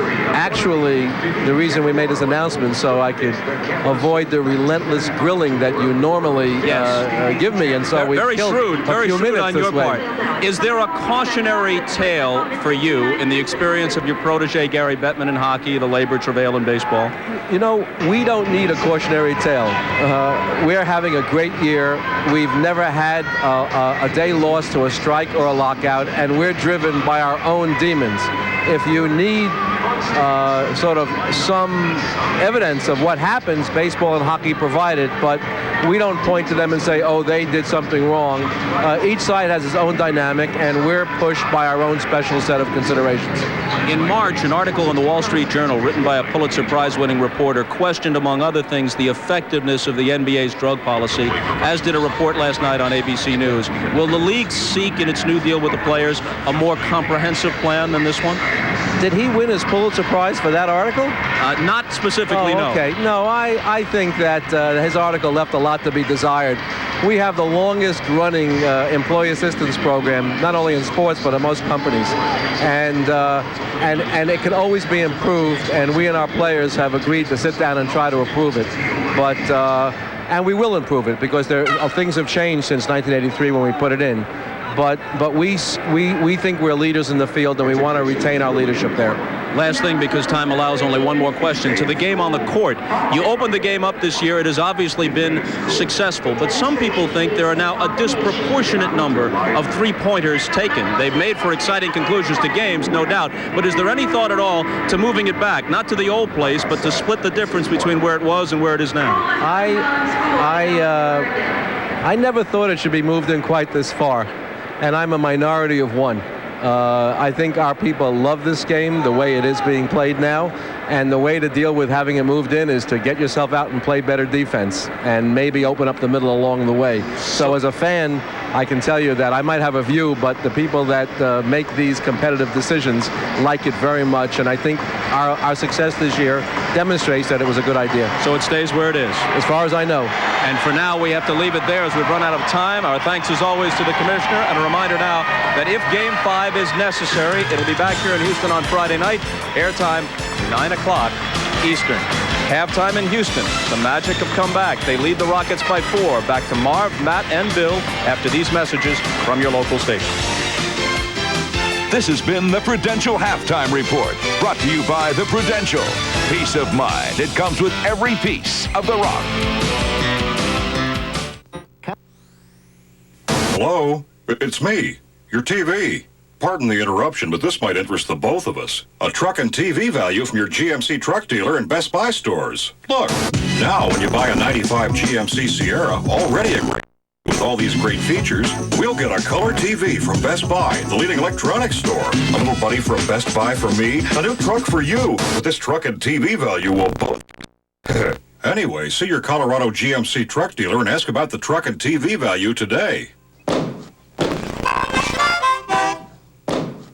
Okay, I'll do this, you sing. I can't sing. Well, just make it up. I mean, this is what we do. Mr. Logan, is this a football? Bad thing in my lap. Love your show, Mr. Logan. Do you ever, like, pipe down? Hi, Scott Hastings. I'm Dave Logan. Sports do 3 to 7 on 85 KO. Oh, you very much. Now that you've given her away, you'll always cherish the memories. You'll always remember the joy. And you'll never forget the bill. $220 for parsley? But hey, isn't that why you got Visa Gold in the first place? With all the purchase power to handle any occasion. Even the most precious. Visa Gold, it's everywhere you want to be. Your Ford dealer is giving you the best of both worlds, because right now you can get 5.9% financing and $1,400 cash back on a new Ford Taurus. That's right, low 5.9% financing and $1,400 cash back on the best-selling car in America. Choose the sedan, the spacious wagon, or the sporty Taurus SE. They're all available with 5.9 financing and $1,400 cash back. Plus, get an extra $400 cash back on SHOs. This offer is only for a limited time, so hurry to your local Ford dealer. Larry Green, still keeping you ahead of the storm. Ready? Ready? NBA.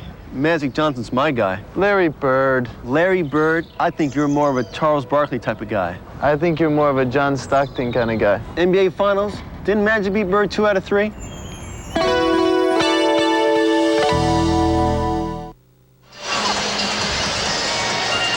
Welcome back to the Summit in Houston. The Orlando Magic with a 51-47 lead on the Houston Rockets. Let's check in with Ahmad Rashad and Orlando coach Brian Hill. All right, thanks, Mark. Brian, you're up by 4 at the half. What do you tell your team at halftime? Well, we thought one of the keys was just taking their initial blow, that they were going to come at us early, try to knock us out in the beginning. We took that.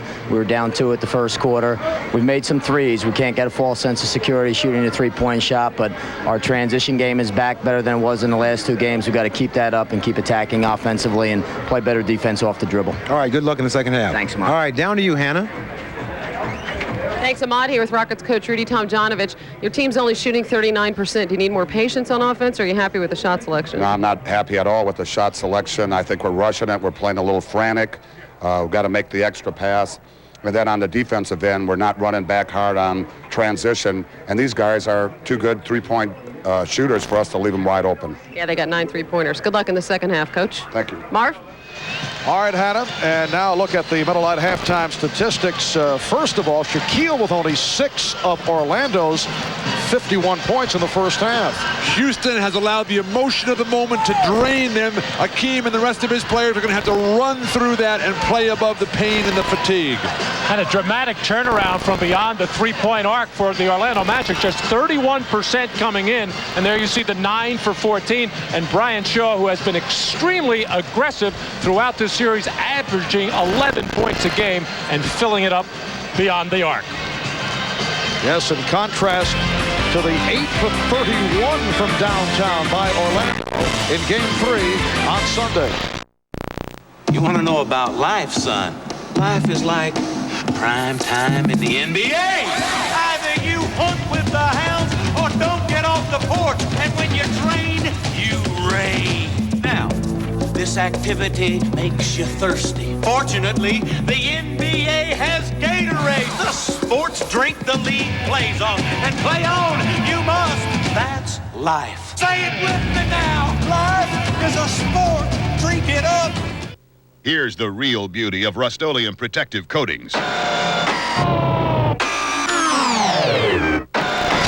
A tough barrier against the elements.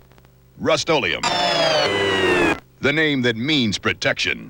Back in Houston, Marv Albert, Matt Guokas, Bill Walton. This has been the story tonight. Three-point shooting on the part of the Orlando Magic, led by Brian Shaw. 4 of 5 from downtown. Anfernee Hardaway has hit 3 out of 4. Overall, 9 for 14 from three-point land. In the first half, Orlando with a good shooting second quarter. Brian Shaw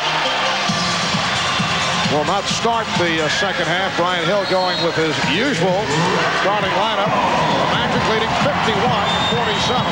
Kenny Smith and Clyde Drexler at the guards. Hakeem Olajuwon, Mario Elie, and Robert Horry up front for the Rockets. Anderson going for the steal. Horry, Olajuwon. Hakeem Olajuwon is the high man with 16 points. Shaquille O'Neal only 2 of 6 from the field for 6 points. But Robert Horry starting to show some of those qualities of Scottie Pippen, as you were referring to that comparison the other night. Shaquille getting inside, won't count. Offensive foul. And for Shaquille, that is his first personal. Oh, you see the pained expression on Brian Hill's face. Excellent position by Shaquille O'Neal, going at Hakeem with 2 personal fouls, and really no need for Shaq to wipe him out with the left arm as he did there with that kind of position, because Hakeem doesn't want to pick up his third this early in the third quarter. 2-point Magic lead. Olajuwon. Drexler not looking for the shot. 3 of 9 in the first half. Horry for 3. Robert Horry with the shot clock down to 1. Hitting again from downtown. That's his third. He has 12 points, and the Rockets lead by 1. O'Neal drew the foul. Rockets down 34. And that is number 3 on Olajuwon. Well, Robert Horry has been Mr. Dependable at the offensive end, always hanging on the perimeter, trying to draw Horace Grant away from the basket. The play before it was penetration and the kick out to Olajuwon. This time, shot clock winding down, nails a big 3. Orlando's obvious strategy: get deep post position, get foul trouble on Hakeem Olajuwon. Hardaway!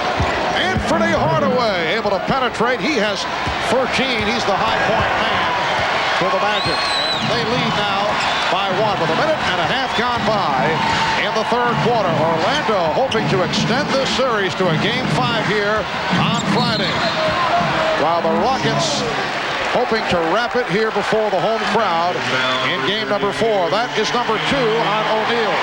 Brian Hill was saying he didn't want his team to just keep relying on the three-point shot despite shooting so well in the first half. That time Hardaway with a little fake to the open man, taking advantage of the seam to the basket. Drexler back to the post-up to the fadeaway. Anderson with the rebound. Very quiet crowd here for a team with a chance to win a championship. Scott not able to hit the 3. O'Neal on the follow. The Magic 55 and the Rockets 52. And now the crowd trying to get into it.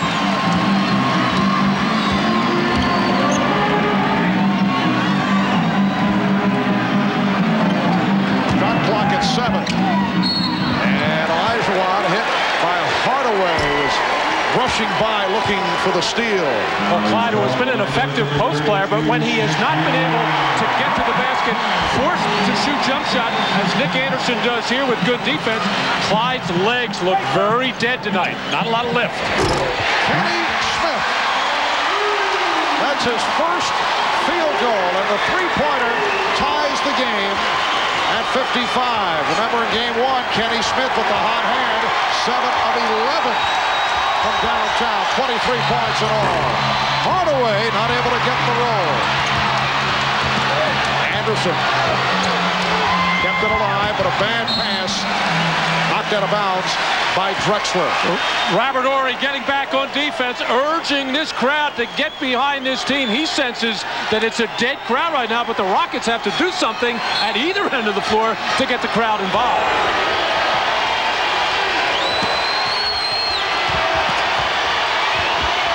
Grant, he has hesitated, threw him off.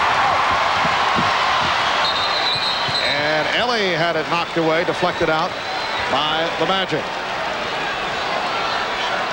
The advance of the ball. Dennis Scott just right off the back of his foot. Numerous referees. Oates and Crawford right on it. Game tied at 55. Smith open.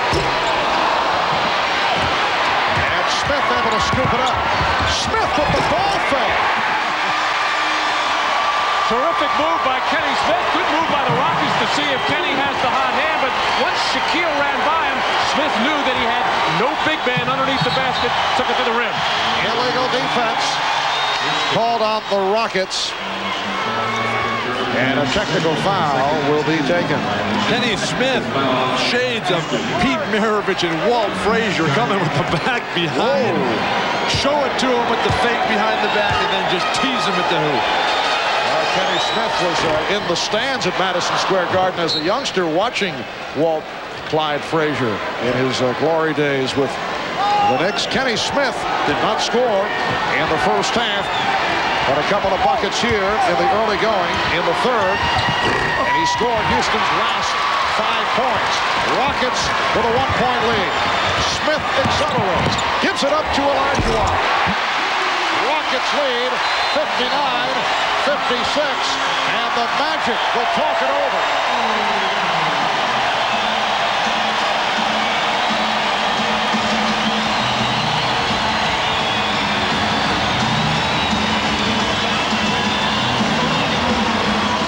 If necessary, Game 5 Friday at 9 Eastern, 6 Pacific on NBC. We think the new Chevy S-Series ZR2 Extended Cab is kind of like a good friend. Okay, so it's more like a push to the front of the line, stay out of my way, give me all your lunch money because I'm bigger than you and I always will be, and don't you forget it kind of friend. The new ZR2 Extended Cab. So, who are we having for lunch? Thank you. Come again. Hey, Gwen, could you get more straws, please? Sure, no problem. Uh-oh. Wow!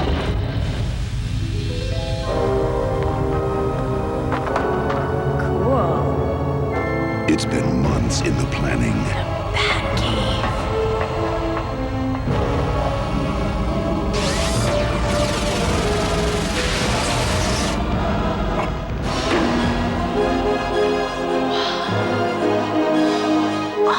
And now, the secret's out. It's the movie Batman Forever.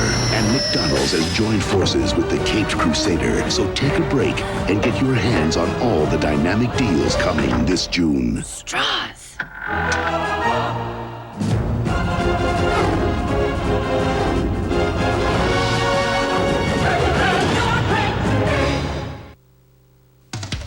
The NBA on NBC is brought to you by McDonald's, the official break of the NBA. Have you had your break today? By Chevrolet Trucks, the most dependable, longest-lasting trucks on the road. And by Miller Lite. When you've got the great taste of an ice-cold Miller Lite, life is good. For the Rockets in fast breaks. Rebound, Robert Horry. Outlet to Kenny Smith to start the fast break. Kenny Smith seeing what he has in front of him. Stop right there. Kenny Smith here, seeing that he has Shaquille O'Neal in front of him, going to challenge him and hit the trailer. Olajuwon at the foul line. Beautiful job by Kenny Smith in fast break execution. And what is going on with Shaquille O'Neal? We have 8:08 remaining third quarter, but only 3 of 8, 8 points, 4 rebounds. But Hakeem Olajuwon with 3 fouls, playing very aggressive defense. Scott for 3. Dennis Scott hitting his first 3-pointer of the night. Only 1 of 9 from downtown in Game 3. And the game is tied at 59. The double team on Olajuwon. Ellie got the step. Shaquille challenged, but Ellie able to throw it up high off the glass for a 2-point Rocket lead. Shaquille not getting the proper angle, trying to block up high rather than just out of his hand. Here's the double on O'Neal. Anderson pitches it out. Hardaway for 3. Penny Hardaway. He has 16 points. Orlando with their 11th three-point shot. And they are only 3 away from the NBA Finals record of 14 in one game set by Houston in Game 1. O'Neal with the rebound. The Magic up by 1. 5 minutes gone by. Third quarter. Rory knocked it aside. Smith with the feed. Kenny Smith doesn't have the outside shot going, but continues to help his team here in the third quarter with alert plays, good fast break plays, setting things up for his teammates. But now terrible turnovers on the set offense for Orlando. Nice ball movement by the Magic, and Dennis Scott beginning to feel it. The Magic with another 3, and they lead 65-63. Dennis is muttering to himself, and he knows it 2 in a row. He wants the ball in his hands every time down the floor. Olajuwon has tied the game at 65, and Houston has connected on 8 of 11 from the field in the third quarter.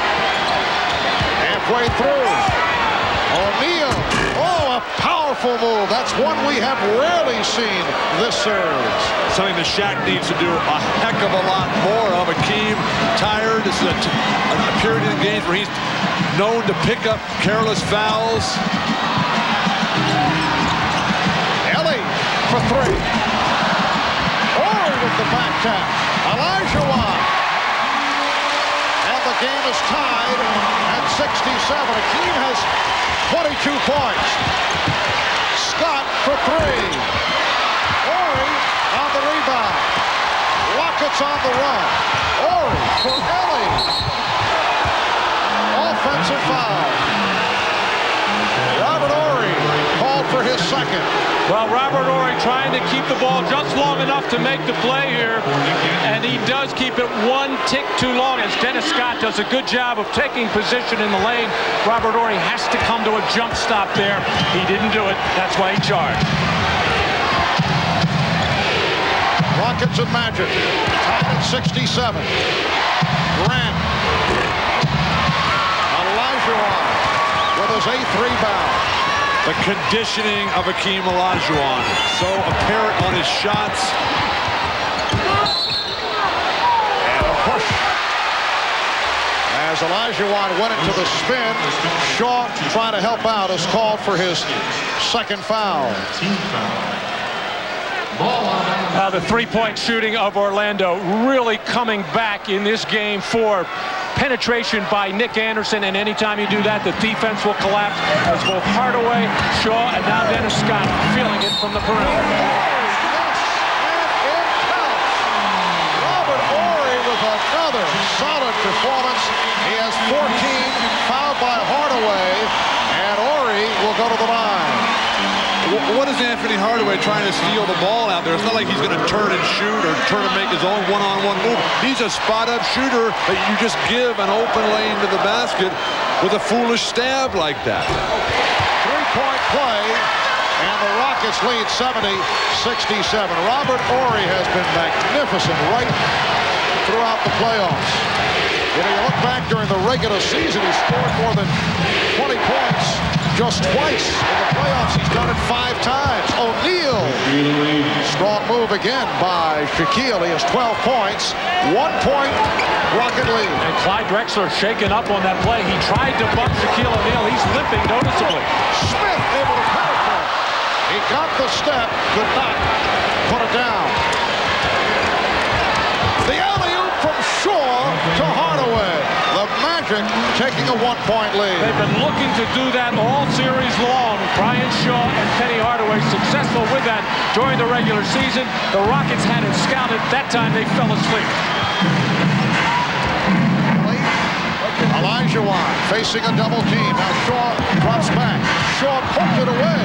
Olajuwon again stripped. And knocked out of bounds by the Magic. Only 2 on the 24. Only 2 seconds on the shot clock, and Drexler will throw in. Horry for 3. Grant got a piece of it. Back comes Shaw. Hardaway breaking. Scott for 3. And here come the Rockets. Good defense by Ellie in the transition.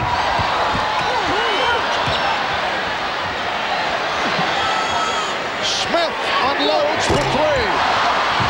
And Grant on the board for a bad pass. Back comes Smith. Ellie, Drexler, Olajuwon. Rockets lead by 1. Shaq not running the floor, allowing his man to get uncontested stickbacks. Well, Shaquille was cutting down at the other end, looking for a lead pass. Horace Grant getting it out to Dennis Scott. And here is Grant. Yes. Orlando 73, Rockets 72. It has been a frantic pace here in the third quarter. Flurry after flurry by both teams offensively. Some of the defense has been gambling, some of it double teams, but it has really opened up spaces offensively for both teams. Horry for 3. And O'Neal clears the boards and again took a poke in the eye. This occurred back in game 1. Hardaway saw the opening. And a foul, a blocking foul on Houston.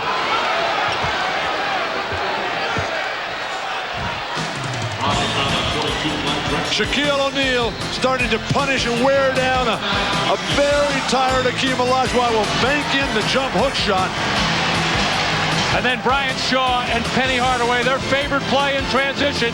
You just throw it up in the air, and this young man can do wonders when he's up there catching and finishing. Horace Grant taking advantage of spot-up shots by creative penetration. Timeout is called with 2:22 left in the third. Ever seen one of these? No, you haven't, because this is the future of television. A tiny satellite dish that receives something new called DirecTV. Now, for those of us who aren't rocket scientists, here's how it works. Every time I turn on the TV, I find something I feel like watching.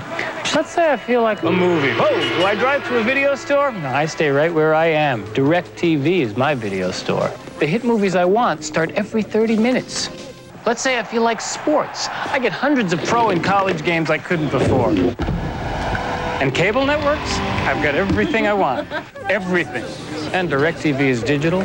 You can get great picture, CD sound, so even that fancy TV set you've been bragging about could look a lot better. And where is DirecTV? In some dream about the information superhighway? Nope. It's in my living room right now. For the DirecTV dealer nearest you, call 1-800-DirecTV. To perfect the all-new 1995 Monte Carlo, we spent countless hours adjusting the audio controls. You see, Monte Carlo was designed from the inside out to be your own personal space, so every interior detail had to be in harmony. Paying attention to something as small as the texture of a control is what makes Monte Carlo seem more like, say, a $40,000 car than one that costs half that much. Which also makes the new Monte Carlo a genuine Chevrolet.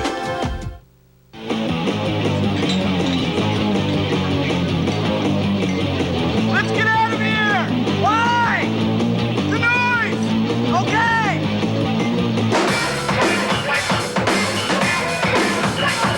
Hey, man! I got you light ice! Go! Miller Lite Ice, for the taste that goes all out when you're out. This is a lot better! Yeah! Much louder! Miller Lite Ice. The night is young. If necessary, the NBA Finals continue Friday in prime time when Hakeem and the Rockets battle Shaq and the Magic again. Game 5 Friday at 9 Eastern on NBC.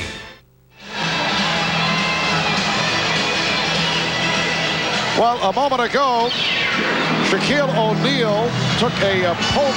Hakeem Olajuwon swiping at the ball and caught Shaquille. And for more of that, let's check in with Ahmad. All right, Marv, for the second time in a row, he got hit in the same eye. Appears to be fine. He washed it out with a little water and said he's prepared to go. As you see, he's back out on the court. Marv? All right, Ahmad, the Magic 73, the Rockets 72 as we resume with 2:22 to go in this third quarter. Anfernee Hardaway at the line, fouled by Clyde Drexler, who picked up his second. 3 apiece now on Hakeem Olajuwon and Shaquille O'Neal. Shaquille collecting the 3 fouls within a span of 2.5 minutes. And Penny having an outstanding game, but a lot of balance in the lineup for the Magic, with Grant with 11, Scott 14, Penny now 20, Shaw with 12, and Shaquille O'Neal with 12. Only 10 shots for Shaquille. He's going to have to start asserting himself as this second half winds down. The Magic leading by 3. Hakeem is at 5 of 5 for 10 points in this third quarter. 10 of his 24 here in the third. Shot clock running down. Drexler did not realize it. And it's a 24-second violation. Ellie was motioning from the top of the circle, and Drexler did not realize that the 24-second clock was rolling down. Everybody's standing around for the Houston Rockets, not just watching Clyde Drexler, waiting for him to do something. He lost track of the clock and had to put up a bad shot, which wouldn't have counted anyway. Scott shaking off Drexler. Nice feed, and O'Neal was fouled. Dennis Scott with the penetration to set it up. And Drexler collects his third. The Magic playing tonight the way a lot of us thought they would play during the NBA Finals, with poise, with confidence, direction, determination, the penetration and dish, and Shaq smashing down plays and getting to the line. He is 2 of 4 at the line. Rudy Tomjanovich looking for some life right now, coming with Sam Cassell, who would be normally coming in at this juncture anyway. But Kenny Smith, I thought, even though he didn't get his 3-point shot going, did a good job on fast break execution in this third quarter. But the Rockets need some life at both ends of the floor. After scoring 0 in the first half, anything would be an improvement for Kenny Smith. Hey! A very tough sideline grip. A minute and a half left in the third quarter. Ellie for 3. Mario Ellie has 14, and the Magic leading 76-75. Were you as direct with your teammates, Bill? I just report the facts, Marv. Numbers and facts. Good thing this game. Yes, I was direct with my teammates. Brian Shaw. That was a 3-point attempt. Ellie on the run, has Drexler with him. Trying to put a spin on Scott, and he lost it. I was going to say, it's a good thing this game is more than just numbers, because you can help your team when you're not scoring, as Kenny Smith did with passing the ball. You can be a rebounder. You can set screens. It's not just the guy that puts the ball in the basket. And Bill, you know that better than everybody, because you used to do all those other things. What a nice way to criticize Bill. So diplomatic. 3-second violation. No wonder you were a coach. Down to 44 seconds remaining in the third quarter.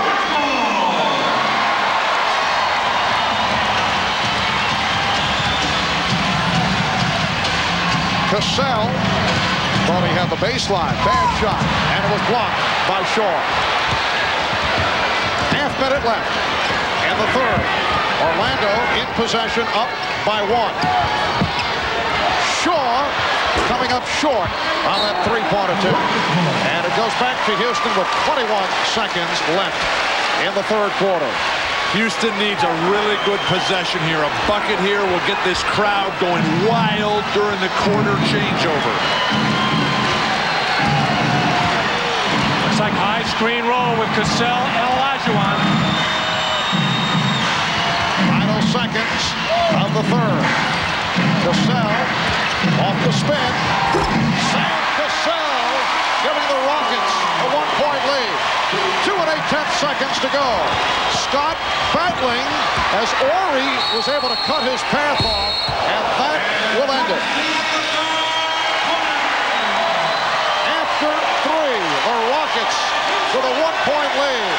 Shaquille O'Neal 5 of 10, 13.7 rebounds, Hakeem Olajuwon doing most of his damage in the third quarter, 24 points and 10 rebounds. We'll be back after these messages and a word from your local station. My hands were steady, my eyes were clear and bright. My walk had purpose, my steps were quick and light. Your legs take a beating all day long. They shouldn't have to take one on the ride home. That's why Chevy has the most front and rear legroom of any full-size extended cab. Oh, like a rock.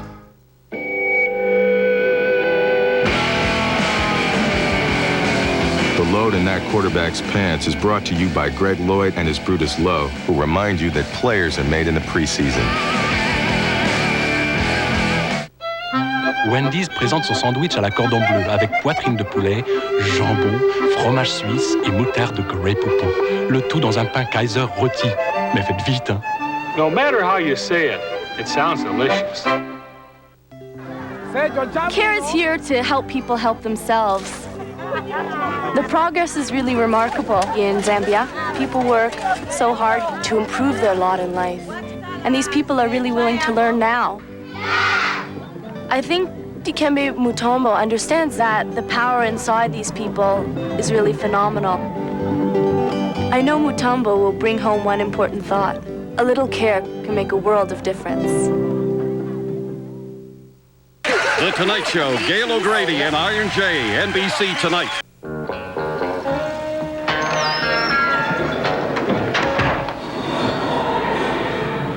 We'll take care. Can I help you? Yeah, Coors Light, please.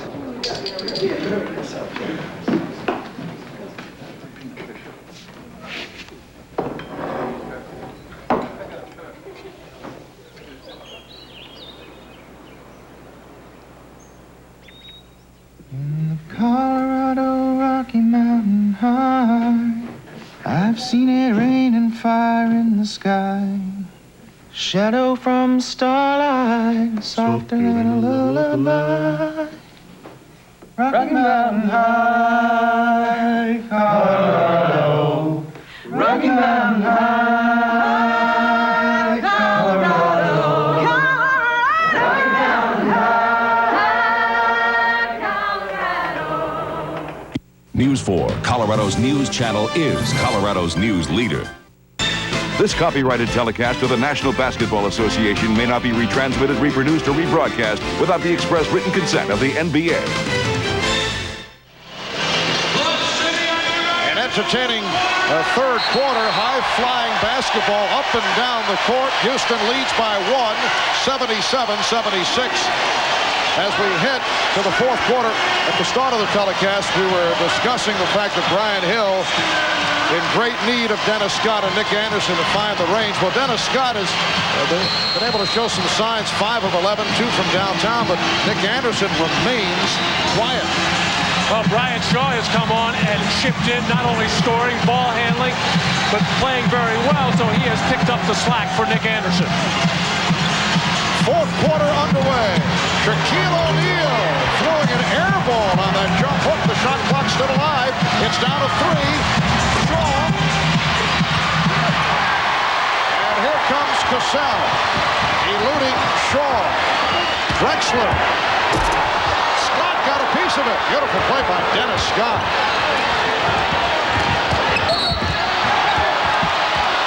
And the foul on Cassell. One of the few times in this series that Clyde Drexler has been denied at the hoop. Terrific block by Orlando, stepping in and taking the ball right out of his hand. Dennis Scott, the noted defensive stopper. Ryan Hill has O'Neal with Grant and Scott. Hardaway and Shaw in the backcourt. Hardaway with an air ball. O'Neal. Shaquille able to field it and hammer it home for his 6th field goal. He has 15 points. Orlando leads by 1. That's how Shaquille O'Neal can score. Not necessarily by just posting up, catching it, because he's going to get double teamed and have to give the ball up. He can let his teammates look to score and then clean up on the offensive glass. Horry, Ellie, and Olajuwon up front for the Rockets. Horry trying to keep it alive. Hardaway through the pack. And very fortunate that O'Neal ended up with the ball. And it's an offensive foul. That is number 4. Well, Shaquille O'Neal on the weak side. This is on the initial last fast break play with Shaq taking his position in the lane. Good guess on the part of Olajuwon, sensing that Shaq has been looking to make that move. Guessed right and took the charge. And the willingness of Hakeem. Nobody else is going to stand in there and get run over by this guy. But Hakeem, this championship, he wants this big time. Olajuwon has 3 fouls. O'Neal with 4. Here's the double as Grant over to help. Ellie. Mario Ellie setting up for the 3 on the back pedal.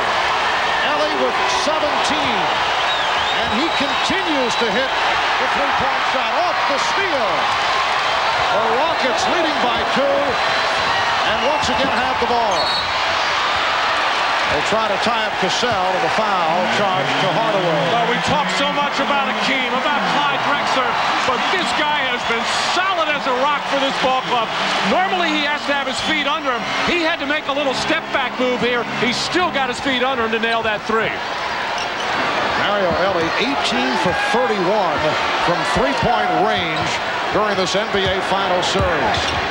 3 of 5 here tonight. Horry. Lost it. Scott on the loose ball. For the Orlando Magic, the season has come down to this 4th quarter. Horace Grant. And rebounded by Clyde Drexler. The Magic trying to avert the sweep, seeking a Game 5 on Friday night. Rockets hoping to wrap it here this evening. Both teams really rushing the offense right now. Get your rhythm going. Dictate what you want. Hardaway lost it to Olajuwon. Drexler. And it counts. A foul committed by Shaw. Rockets by 4. Drexler will go to the line.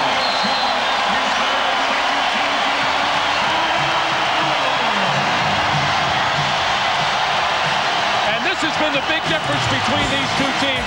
When the Rockets get the chance for a fast break, they make good on it. The Magic just cannot get their offensive transition game going. Give credit to the Rocket defense, but here's the strong finish by Clyde Drexler on the feed by Sam Cassell.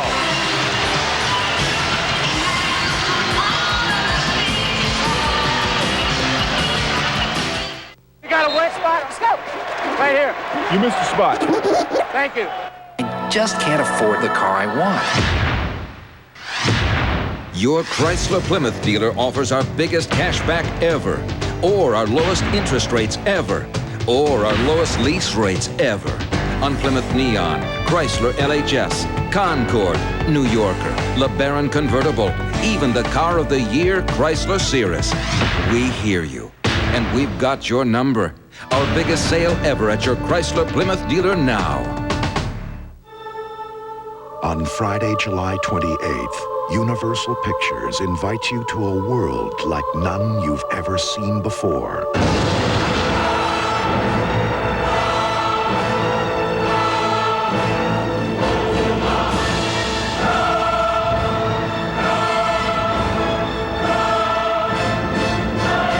Kevin Costner, Waterworld. Starts Friday, July 28th. You are now free to operate all electronic devices. What a hard-working bunch. And you're working harder than most. I've seen bigger screens on a calculator. Now, this is a nifty screen, but objects may shift during flight. And you're working too hard because, frankly, your hands are just designed wrong. Ooh, an IBM ThinkPad. See, now this is what it's like to fly first class. Okay, listen.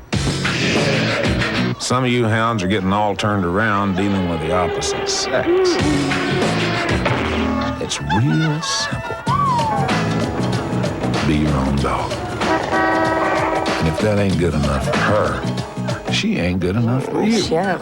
How you doing, ladies? Of course, it's easy for me to say. Red Dog beer. Bold yet smooth, easy to drink. I was born beautiful. Red Dog presents tonight's NBA Finals moment. Tonight's topic, back-to-back championships. The 1992 Finals featuring Michael Jordan and the Bulls versus Clyde Drexler and the Trailblazers. The Bulls were trying to repeat as champions June 14th, 1992, 3 years ago to the day. The Bulls accomplished that feat, defeating the Blazers in 6 games. And Michael won his second consecutive Finals MVP award. Recent back-to-back champions, Chicago did it. Detroit, the LA Lakers in 87, 88. In recognition of this NBA Finals moment, the NBA and Red Dog will donate $1,000 to the Thurgood Marshall Scholarship Fund. Marv, somewhere Michael Jordan is watching this and he's saying to himself, I gotta get some of this. It's time to get back to work. Well, the Rockets with a 5-point lead. 3 minutes in, fourth quarter.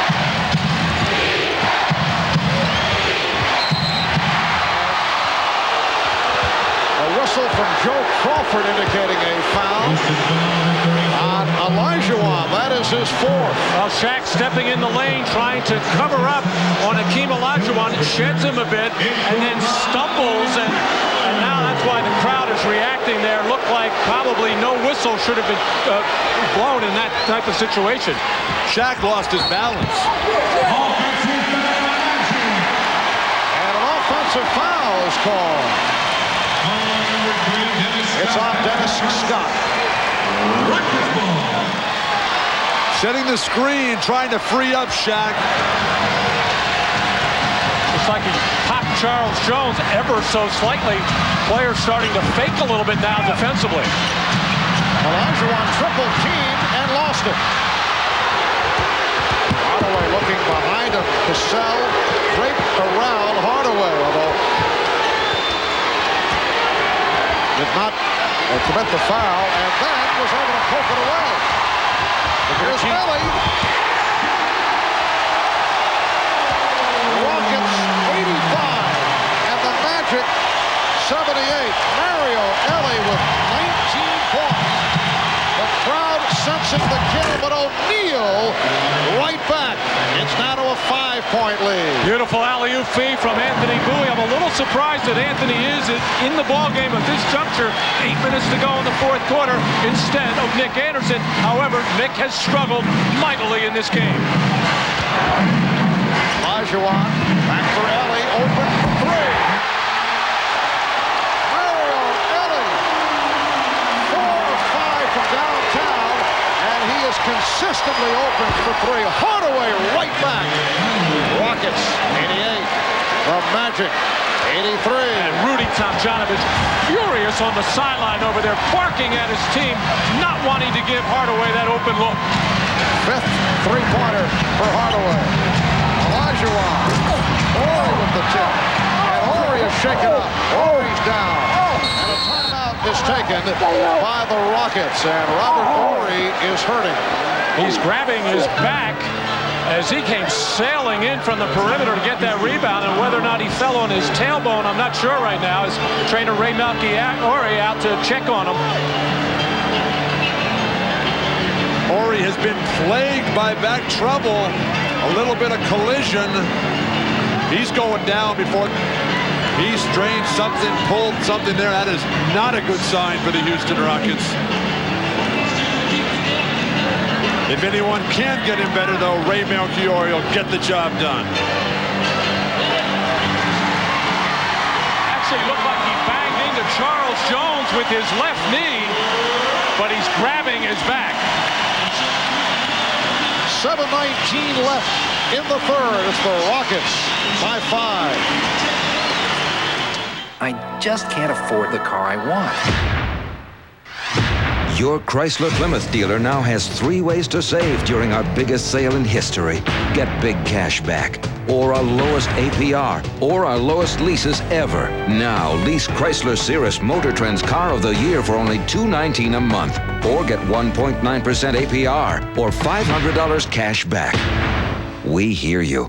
Our biggest sale ever at your Chrysler Plymouth dealer.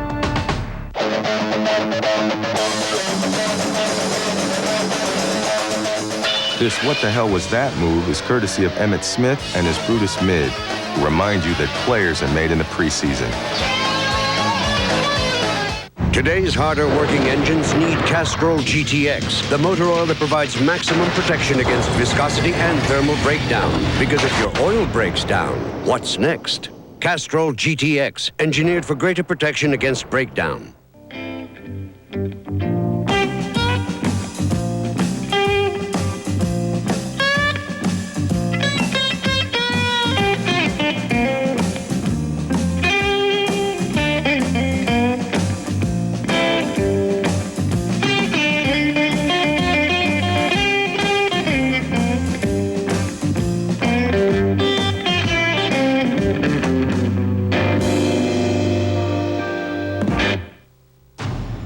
You may not remember exactly when it first hit you, but somewhere along the way, you felt it, and you knew.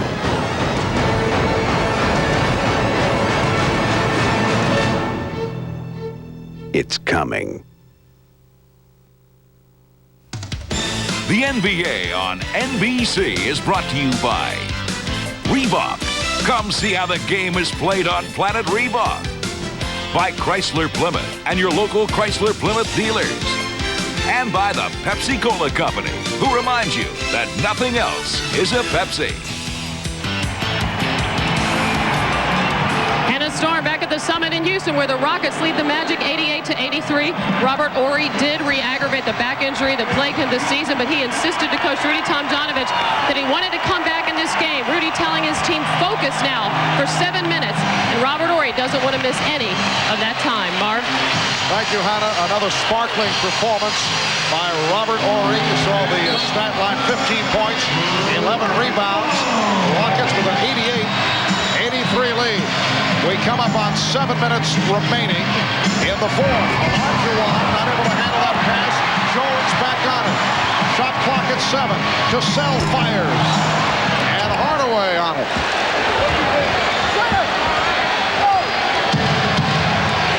O'Neal, Grant, Scott up front, Bowie, Hardaway at the guards. Scott pushes him up to Grant. Horace Grant not able to hit. Shaquille O'Neal, he has 19, and it's a 3-point Houston lead. Shaq just taking advantage of the size and strength advantage, pushing Charles Jones out of the way, delivering on the jump hook. And Horace Grant, what is Shaq doing defensively? And Ellie taking the bump. So the foul is called. It's a Shaq working with, Marv, Shaq working without the ball, doing a lot of damage on the offensive glass, been unable to get involved in the normal half-court offense. And then defensively, he was coming over anticipating a pass inside to Olajuwon, and it didn't come, so he just kept on going to double team to avoid the illegal defense. Olajuwon on the jump hook. Charles Jones with the tip. His first field goal. The Rockets 90. The Magic 85. Shaquille. Oh, able to unload it to Bowie. What a pass from Shaquille O'Neal. Gorgeous pass as he got hung up in the air. I don't think he really caught Bowie till the last split second. A low pass, but a good one. Horry for 3. Well, I guess Robert Horry feels just fine. 93-87 Rockets. 18 for Horry. Elliott doing a solid defensive job on Hardaway. O'Neal pushed. The crowd wanted a traveling violation. Jones commits the foul. Hakeem Olajuwon in the low post will deliver the jump hook, and nobody blocks out Charles Jones.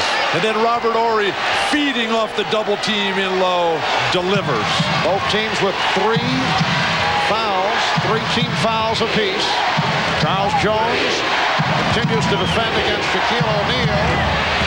Terrible shot. Ellie in the open floor. Leading Cassell, and he's fouled by Anderson, who just returned.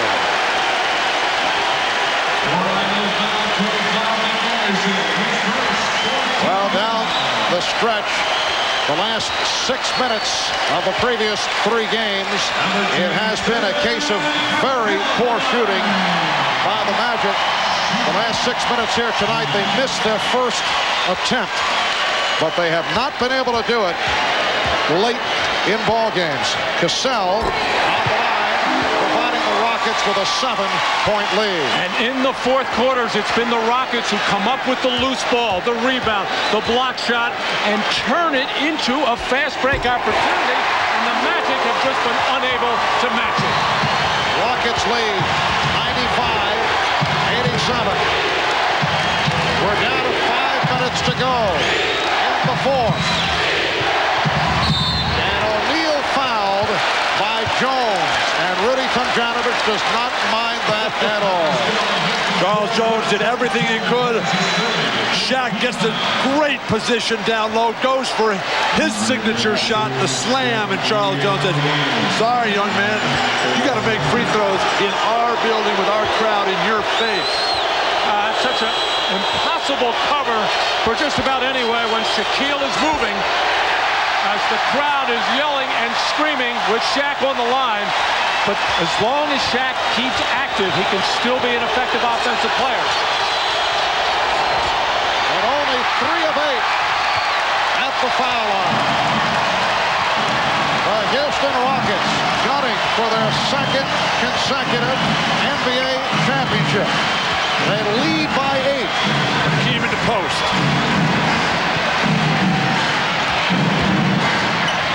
Olajuwon to the fairway. 26 for Hakeem. Rockets lead by 10. Bowie for 3.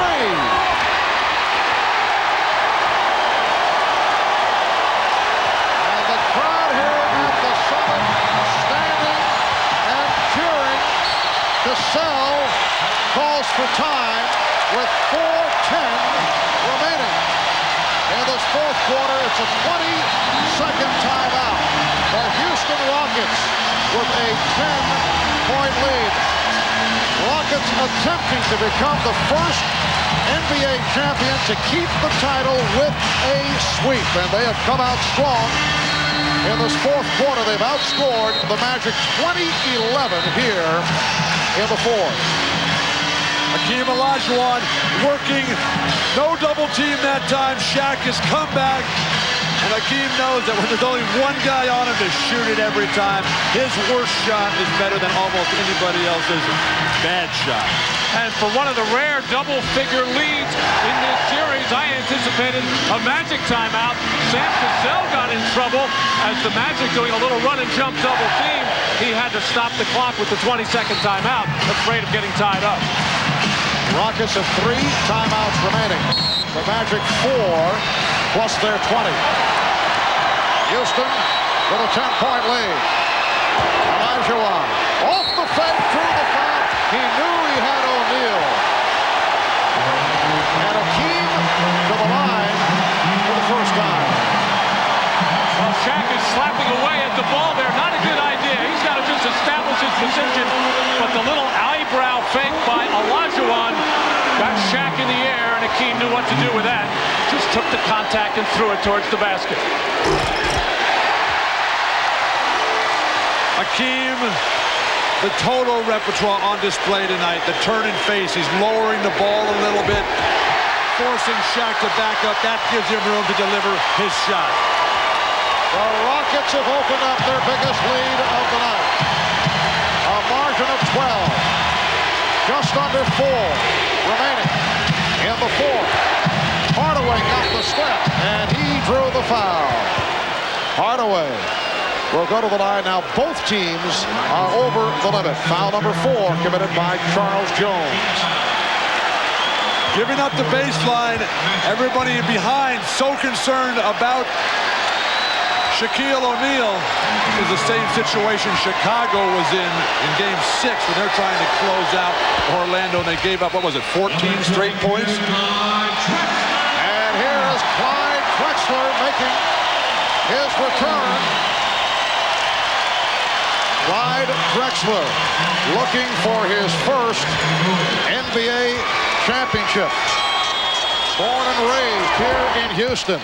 A star at Sterling High School in Houston, and then at the University of Houston. But he and Hakeem not able to do it as a tandem with the Cougars of Houston. Now Grant guarding Olajuwon. Rebounded by O'Neal. Bad pass from Hardaway. And Hardaway thought he was under pressure there, and wanting to get the fast break, quickly coughed it up. He thought to Brian Shaw. Olajuwon quick to the loose ball. Olajuwon, yes, and the foul.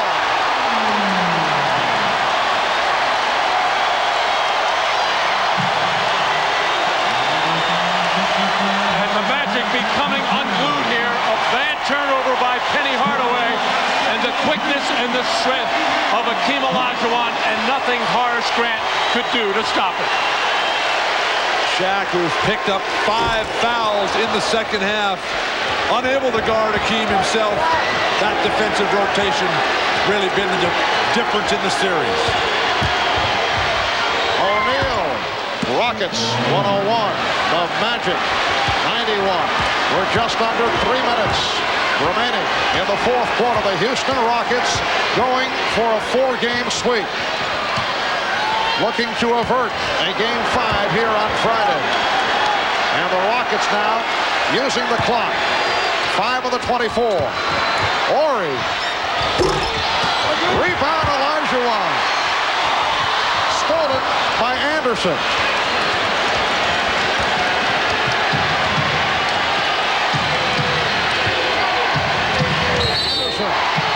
Fouled by Ellie. 2:26 to go in this fourth quarter. The Magic taking a timeout. They're down by 10. You're watching NBC, the premier sports television network. Pushing camera 3, pan right, cut to camera 2. Oh, what a shot. Timeout is called right now. Shaq's got to do something big to get back in this game. Roll commercial.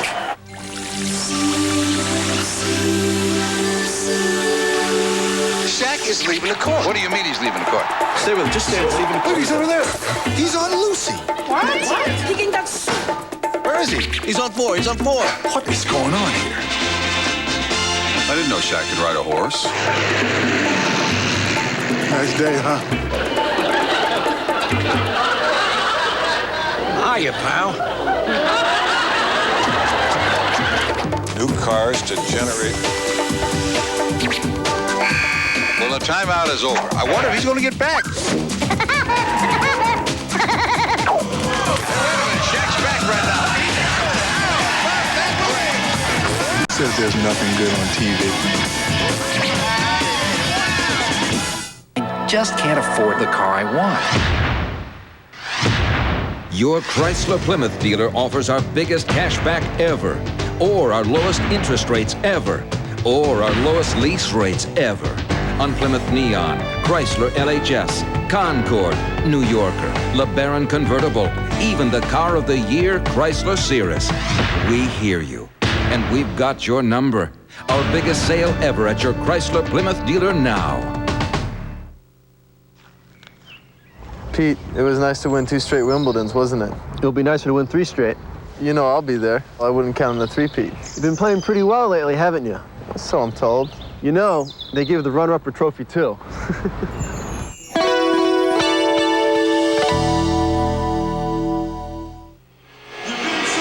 So 12 years later, it could be a championship for the tandem of Hakeem Olajuwon and Clyde Drexler. Hakeem and Clyde don't like to talk about it, but both with vivid memories of that hot spring night in Albuquerque, New Mexico back in 1983 when North Carolina State spoiled the evening for Phi Slamma Jamma. So we asked if there's special meaning to Clyde and Hakeem being reunited with another championship at stake. A lot of people think it's a redemption. I don't think of it that way, and neither does Hakeem. We both think of it as we're just trying to do the best we can as members of the Houston Rockets. And this is 1995, and we've tried to move on. But the fact that you're doing it with someone who's a good friend that you played with in college, I think would give someone that thought. Marv, you live your whole life to get these championship moments. The ones you give away, the ones you feel where you beat yourself, they never leave you. I've been there before myself. I know how Clyde Drexler, he needs this championship. He's putting a happy face on a sad situation. Rockets now lead 101-92. And that is certainly the sentiment of a number of people here in Houston. Nick Anderson hitting 1 of 2 from the line, and then Horry trying to protect it was fouled. Fouled by Hardaway. That's 4 on Hardaway. Both teams are over the foul limit, so Horry will go to the line. And one more thing on Clyde Drexler. There'll be a lot more said about him, but not having his best game tonight. His outside shot not going early, but the professional that he is, the veteran, knowing that he has other things in his game that he can help this club, the rebounding, the defense, the post-up, the driving the ball to the basket, the running the fast break, Clyde Drexler finding a way. And you know, back in 1983, the Rockets could have drafted Clyde Drexler. They opted for Rodney McCray instead with the third pick.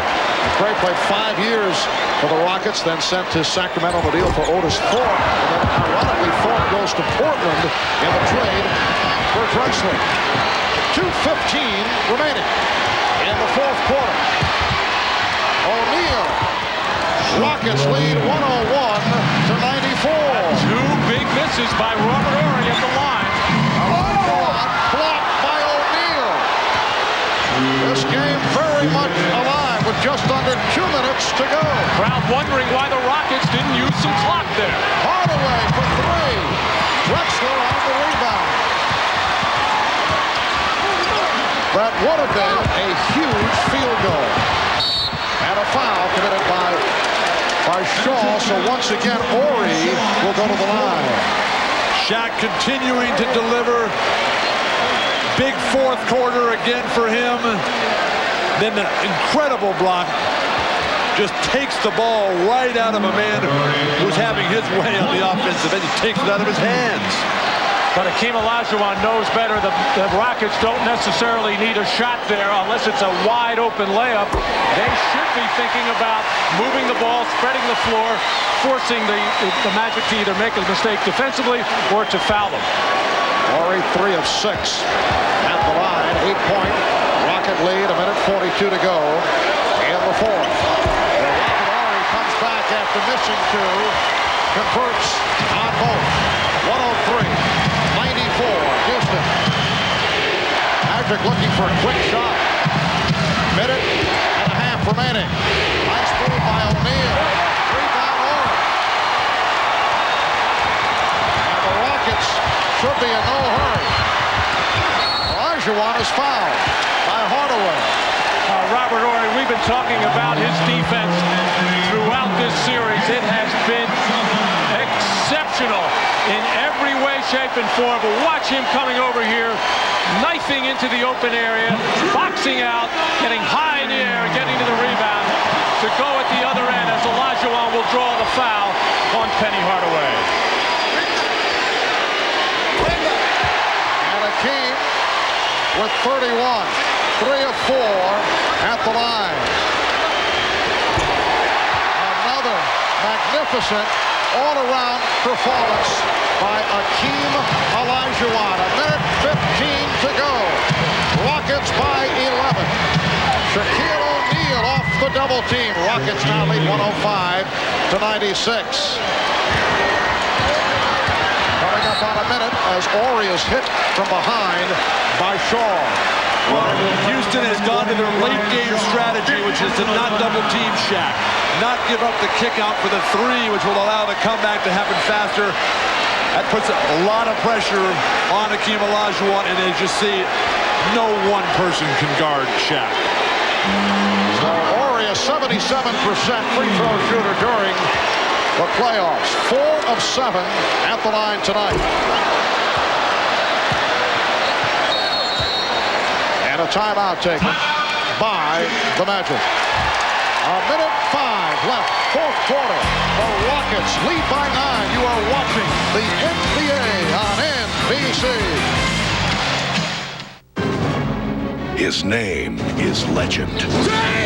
His word is law. This is the commitment I expect. His cause is justice. Taking law to the lawless. All rise for Judge Dredd. Sylvester Stallone. Court's adjourned. Is Judge Dredd. This film is not yet rated. Starts Friday, June 30th. In the Snickers Satisfaction and Action Sweepstakes, you could win a really hot four-wheel drive vehicle or one of 50,000 other prizes. Look for sweepstakes entry cards in your store. Snickers has always satisfied your hunger. Now it satisfies your hunger for adventure.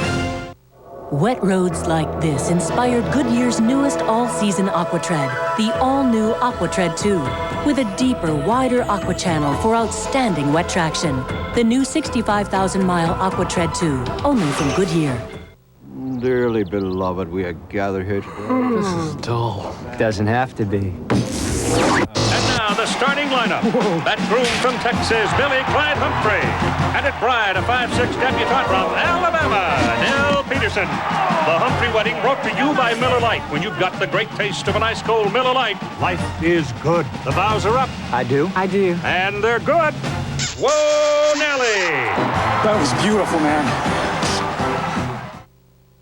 Greg Norman, 2-time British Open champion. Ben Crenshaw, twice a Masters champion. Nick Faldo, 3 times a British champion and twice Masters victor. But one title has eluded them all. Golf's greatest championship, the United States Open. The quest begins Thursday on NBC. Tonight, following your late local news, it's the Tonight Show with Jay Leno, and Jay's guests include Rodney Dangerfield, NYPD Blues, Gail O'Grady, plus the music of Collective Soul. The Tonight Show with Jay Leno right after your local news here on NBC. A minute 5 remaining in the fourth quarter, and the Rockets leading 105 to 96. Following the game, West Coast viewers will see High Sierra search and rescue, followed by local news, and then the Tonight Show with Jay. Now 1 minute to go. Ryan Shaw able to avert a backcourt violation. Shaw with the off-balance shot. Olajuwon had it slapped away, recovered by Anderson. O'Neal stripped by Olajuwon. We have seen incredible play after incredible play by Hakeem Olajuwon on the defensive end. Stopping one shot, slapping a dunk away, stealing passes. Situation desperate. The Magic have 4 3-point shooters on the floor. They have to launch from here on out. Rockets with a 10-point lead. Orlando's hit 13 of 26 from downtown. We can hear the chant of sweep from the crowd here at the Summit. Shaw cuts it to 8. A number of fans wanted to bring brooms with them to indicate the sweep, to talk the Magic, and it was Rudy Tomjanovich who said, no, we're not going to permit that. He did not want his club, want his team reacting to that, and of course, I'm sure he did not want the Orlando Magic getting annoyed by that tactic. Rudy was cringing ever since the victory in Game 3 because of that, and knowing with that extra day off, with all the talk of that it was certainly going to play on the mind of his players, and even more importantly, play on the mind of the Orlando Magic as far as getting them ready was not to be. Clyde Drexler 6 of 6 at the line, 14 points, 8 rebounds, and 7 assists. Rockets by 10. Here's Hardaway. Cassell on the loose ball, and he is fouled by Anderson. It was Ellie's defense again that forced that miss. The celebration has begun here in Houston, and the Rockets are about to become the first team in NBA history to beat 4 clubs with 50 regular season wins in the playoffs to win the title. The Rockets beating Utah, Phoenix, San Antonio, and on their way to knocking off Orlando. San Antonio with the best record in the NBA, going down in 6. They knocked off Phoenix in a come-from-behind effort. We're down to 30 seconds. Rockets with the 11-point lead. Drexler on the rebound. Clyde wearing the big smile as he's fouled by Anderson with 22 seconds to go. And Drexler will go to the line.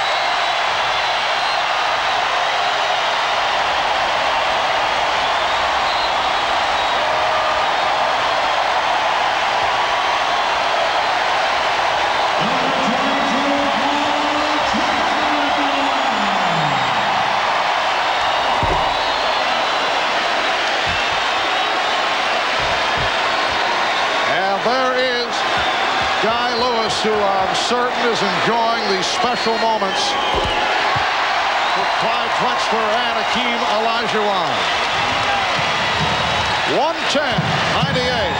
Shaw for 3. Well, Brian Shaw with his 5th from downtown. It's a 10-point lead. Down to 15 seconds. Olajuwon for 3. And that will cap it off.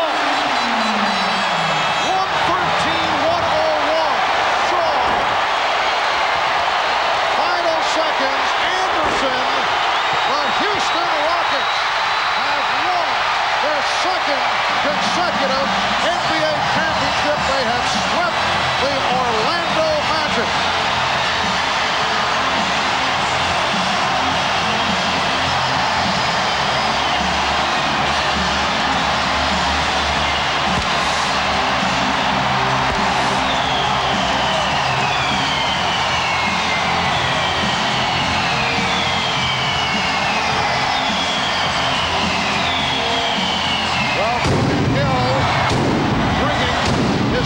Together, huddling up with some final words, which I'm certain pointing to next season, remembering these moments as they did back in the Indiana series, and then were able to come out and turn it around.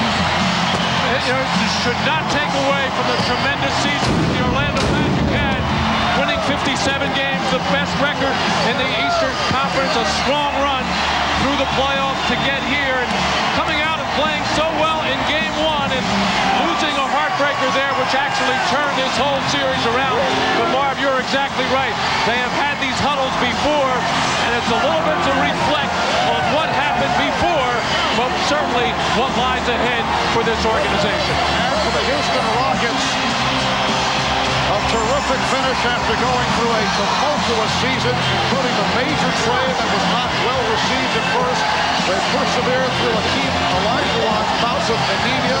They got through several injuries, plus they had to contend with the disrupting influence of Bernard Maxwell, who is no longer on the roster. Then they rolled through the Western Conference, beating 60-game winning Utah. They knocked off 59-win Phoenix after falling behind 3 games to 1, and they beat San Antonio, as you're well aware, the team with the best record in the NBA. This after losing 2 games at home, that even the series, and they cap it off by sweeping the Orlando Magic.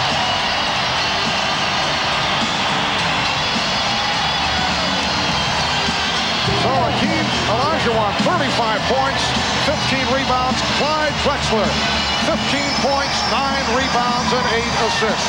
And we'll be back at the Summit with all the post-game festivities in just a moment. I just can't afford the car I want. Your Chrysler Plymouth dealer now has 3 ways to save during our biggest sale in history. Get big cash back, or our lowest APR, or our lowest leases ever. Now, lease Chrysler Cirrus Motor Trend's Car of the Year for only $219 a month, or get 1.9% APR, or $500 cash back. We hear you. Our biggest sale ever at your Chrysler Plymouth dealer.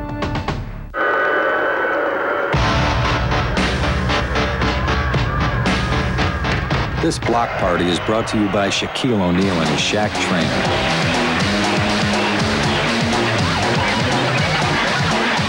Oh, well, I'm the kind of light for any job you do. Any job that needs 3 hands, but you've got only 2. 'Cause I'm the snake light from Black & Decker. I'll get around. I'm the snake light. The NBA title is on the line. 1, 2, 3, rock. A matchup everyone has been waiting for. It's Shaq and the Magic versus Hakeem and the Rockets. Now you can own the excitement of basketball's ultimate competition with the official 1995 NBA Finals video. Go behind the scenes. Right here. Nobody said it was going to be easy. To own your copy of the 1995 NBA Finals video, call 1-800-NBA-DUNK. NBA Video. I love this stuff. Well, the Rockets with a 113-101 win to cap off the sweep, taking the Orlando Magic 4-0 in convincing fashion. And next for the Houston Rockets, looking down the road for the very first time, the defending NBA champions will go to the McDonald's Classic this year to be played in London. And they will face champions from around the world. The celebration here at the Summit continues. This Houston Rocket team that finished 47-35 during the regular season. Only the 6th seed in the West. And the Rockets, in winning, become the lowest seeded team ever to win an NBA title. And right now we're set to throw it to Bob Costas with NBA Commissioner David Stern. Bob? Well, Marv, I guess I heard what you had to say, and I hope that above the bedlam here, the folks can hear it too, as our microphone is plugged into the PA system of the Summit. We'll turn it over to Commissioner David Stern for the presentation of the championship trophy to owner Les Alexander, Coach Rudy Tomjanovich, and the Houston Rockets.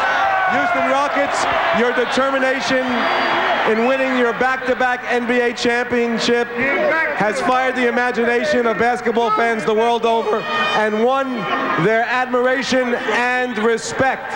Congratulations, Houston, 2-time NBA champion.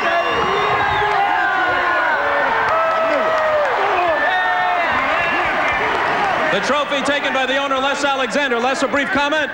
Isn't America the greatest? America's the greatest land of all, where dreams really do come true. And I think this team has sent a powerful message around the world, what guts and determination can do. We love you, Houston. See you next year. Speaking of dreams, let's turn to Hakeem Olajuwon. Hakeem, it is obviously a team victory, a second consecutive team victory. But can you allow yourself now in the aftermath to consider where you have vaulted to among the all-time NBA greats with this postseason run? Well, first of all, I would like to thank God for the opportunity, for giving us this opportunity to win the championship again. And I'm just so happy, especially for Clyde, to win it for the first time. And for all the teammates, thank you so much, all the fans. Let's bring Clyde Drexler in here. Clyde, 12 seasons in the league, 8 of them an All-Star. This was the 3rd trip to the finals, and the 3rd time was the charm. This was great. How sweet it is.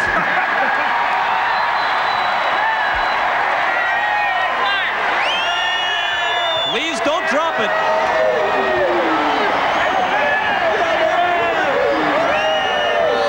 Amid the pandemonium, can you express what this means to you? For most of the people surrounding you, it's the 2nd time. For you, it's the 1st, and it had been a long wait. It's the 1st, and it's just a great thing to be a part of a class organization, to play with players like Hakeem, the guys on the team, Mario, Robert, super serious, the coaching staff. Rudy T did a fantastic job from start to finish.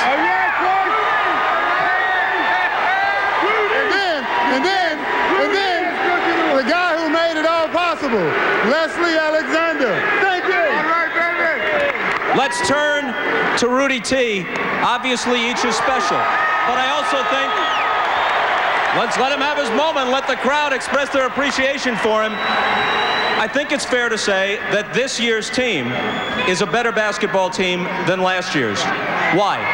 Well, I can't take anything away from last year. That was special. This is a new team, and no one has ever done what this team's done. Come from the 6th seed, down in series. We won 9 road games, and we had non-believers all along the way. I have one thing to say to those non-believers. Don't ever underestimate the heart of a champion.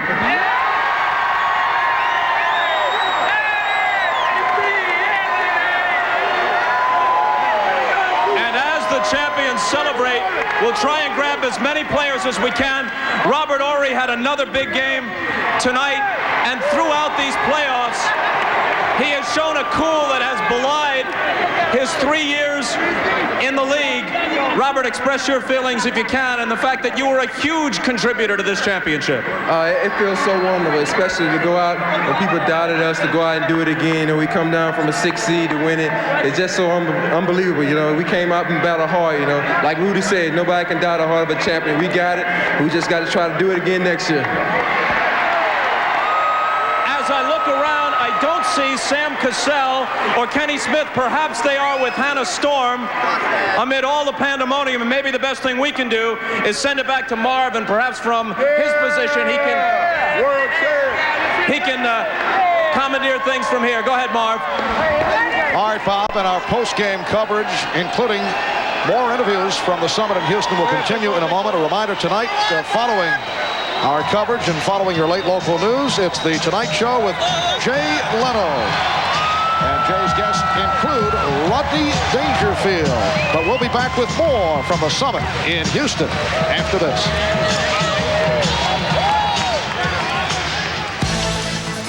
Miller Lite, proud sponsor of the NBA, congratulates the Houston Rockets on their 2nd consecutive NBA championship. The NBA and Miller Lite. Life is good. Dearly beloved, we are gathered here today. This is dull. Doesn't have to be. And now the starting lineup. That groom from Texas, Billy Clyde Humphrey. And at Bride, a 5'6" debutante from Alabama, Nell Peterson. The Humphrey wedding brought to you by Miller Lite. When you've got the great taste of an ice cold Miller Lite, life is good. The vows are up. I do. I do. And they're good. Whoa, Nelly. That was beautiful, man.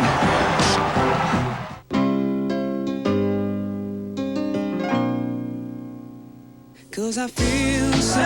Miller for 3, and he got it. Reggie Miller with a clutch tray and a steal. Miller retreats to the three-point line and hits again. Jordan hard to the hoop. The reverse from Michael. They're on their feet. What a yes. Drexler driving. He goes. He puts it up on the rim off. Tipped in. Tipped in by Hakeem. Good morning. Welcome to McDonald's. And a bright good morning to you, madam. Let's see. I'll have your robust Egg McMuffin extra value meal. A cheerful farm fresh egg in the good company of a warm English muffin. Canadian-style bacon and gracefully melted American cheese. With crispy hash browns and a small cup of Java. Truly a break that puts the V back in value. Seems a shame you only serve breakfast for another 39 seconds. Have you had your break today? Financial concerns. Medical problems. Anxiety about the future. 50 million Americans turn for help to one particular company. A company whose sole purpose has always been to bring them to a different state of mind. Peace of mind. Security. Protection. Optimism. Peace of mind. It comes with every piece of the rock. Welcome back to the Summit in Houston, where the Houston Rockets have made it a sweep of the Orlando Magic to win their 2nd consecutive NBA title. From the Orlando point of view, one of the major stories in the series, the inability of Dennis Scott and Nick Anderson to get into it, although Dennis had his moments Tonight, Nick Anderson never did recover from those missed free throws in the final seconds of Game 1. And Nick is alongside our Jim Gray. Let's go to Jim. Okay, thank you very much. I'm joined by Nick Anderson. Nick, you guys had a huddle. What was said in the huddle right after the game? Well, we can't let what diminish, this year, set us apart. We had a great season. Things didn't go our way as the final, but we fought hard, and just a better team won. We have to give Houston a lot of credit with, their play, the coaching, just the whole staff. But we were here at the end when nobody expected us to be here. We fought, and we got here, but it just didn't happen for us. But I think we had a very good season, and hopefully that can be us next year. It's a very difficult situation for you. How much will you think about, and would it have been a difference had you made one of those free throws back in Game 1?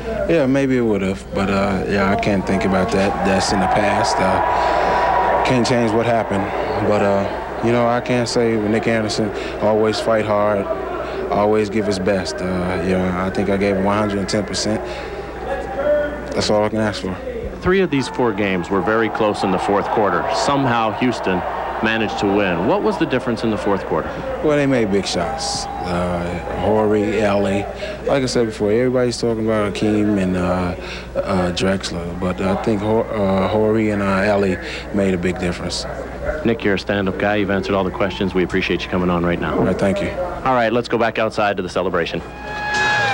All right, Jim, Nick Anderson only 1 for 5 tonight in 31 minutes. 36% shooting for the series. And as part of the celebration just a moment ago, Clyde Drexler and his mom, Eunice, with a big hug as Clyde Drexler has his first NBA championship ring. All right, for more on the Rockets, let's go over to Hannah Storm. Hannah? The Rockets have been the ultimate example of the team concept, and we got some of the supporting cast who came up huge in this final series. Mario Elie, Kenny Smith, Sam Cassell.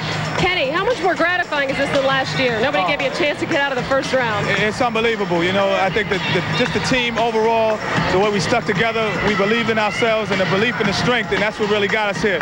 We got the two-headed backcourt, me and Sam. Right hand don't get you, the left hand will. Mario shooting threes. That's what it's all about. Kenny, you had the big game in Game 1, and it seemed like that right there may have been the turning point of the series, beating them in overtime on their home floor. Well, it seemed like Game 1 took some momentum out of them. But overall, it's been, like I said, just a great team effort. Everybody stepped up. Our families, mothers, father, wives, cousins, everybody here. There's no question. All right. Mario, you and I talked about the game, how you really wanted to win this for Clyde Drexler, but you were critical of the trade when it first happened. Is there any way this team could have won the title without Clyde Drexler? Not at all. Clyde came in, did a great job. He just wanted to fit in with the ball club. A lot of stuff was going on with the team at the time. A couple guys were frustrated.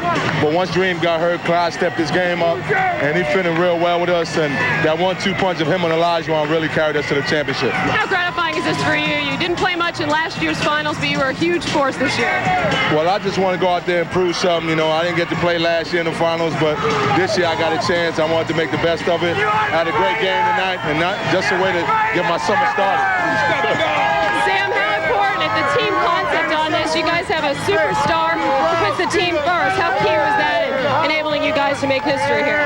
Well, that's what we do. The team is first in us. And whatever happens to the other guys, it happens. But I like to thank God Almighty for one, and Rudy T for two, for giving me the chance and opportunity to take part of all this.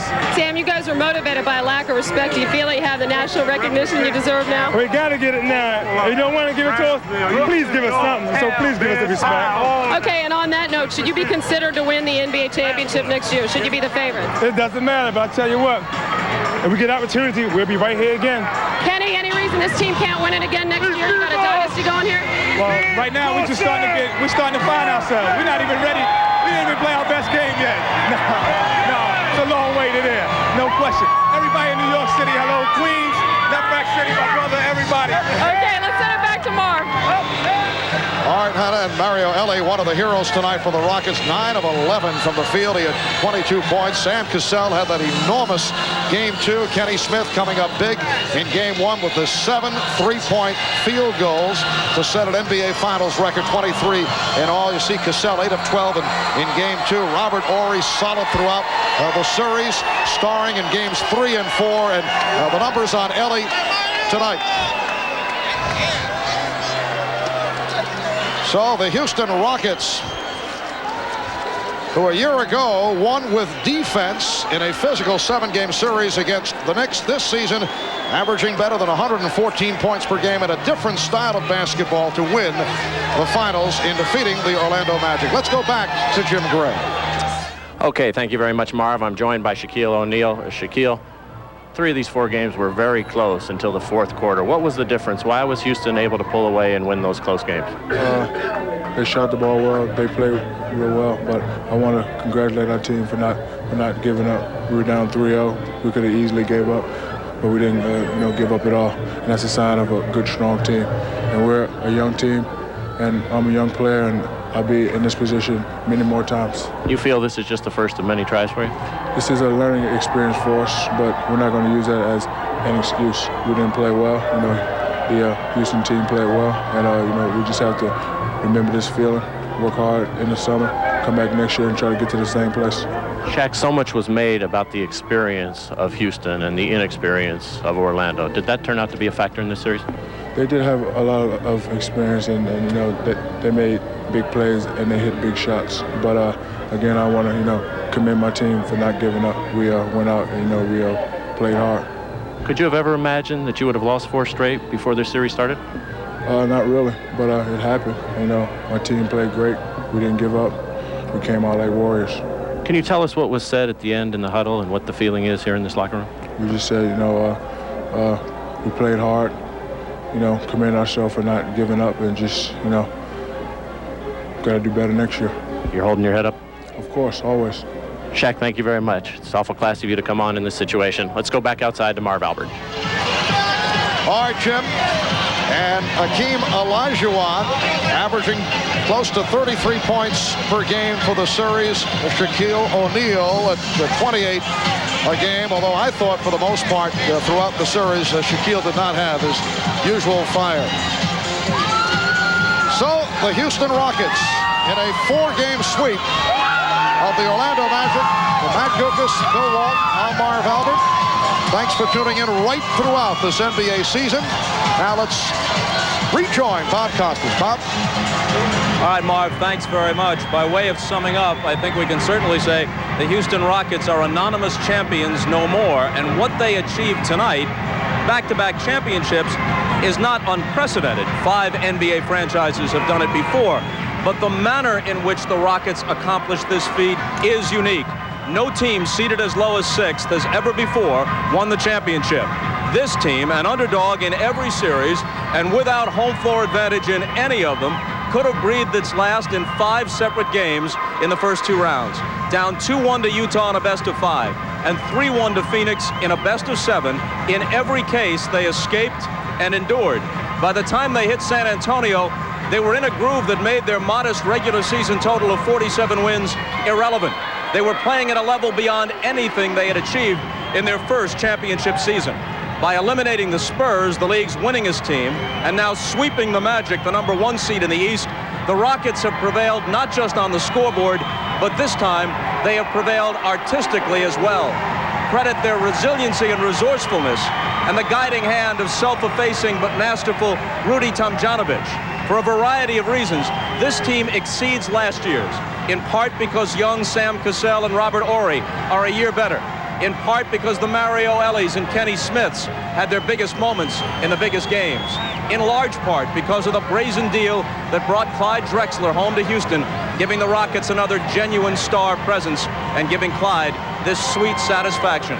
But the Houston Rockets are 2-time champions tonight, and a team that now has a true national identity, especially because in his exquisite playoff run, Hakeem Olajuwon has gone beyond All-Star or even MVP status to rank now among the very greatest players who have ever played the game at any position. Michael Jordan's return notwithstanding, Hakeem Olajuwon is tonight the finest basketball player in the world. And for all the future glory that likely awaits the young and abundantly talented Orlando Magic, the Houston Rockets are tonight the NBA's standard of excellence. For all of us at NBC Sports, I'm Bob Costas. Good night from the Summit in Houston.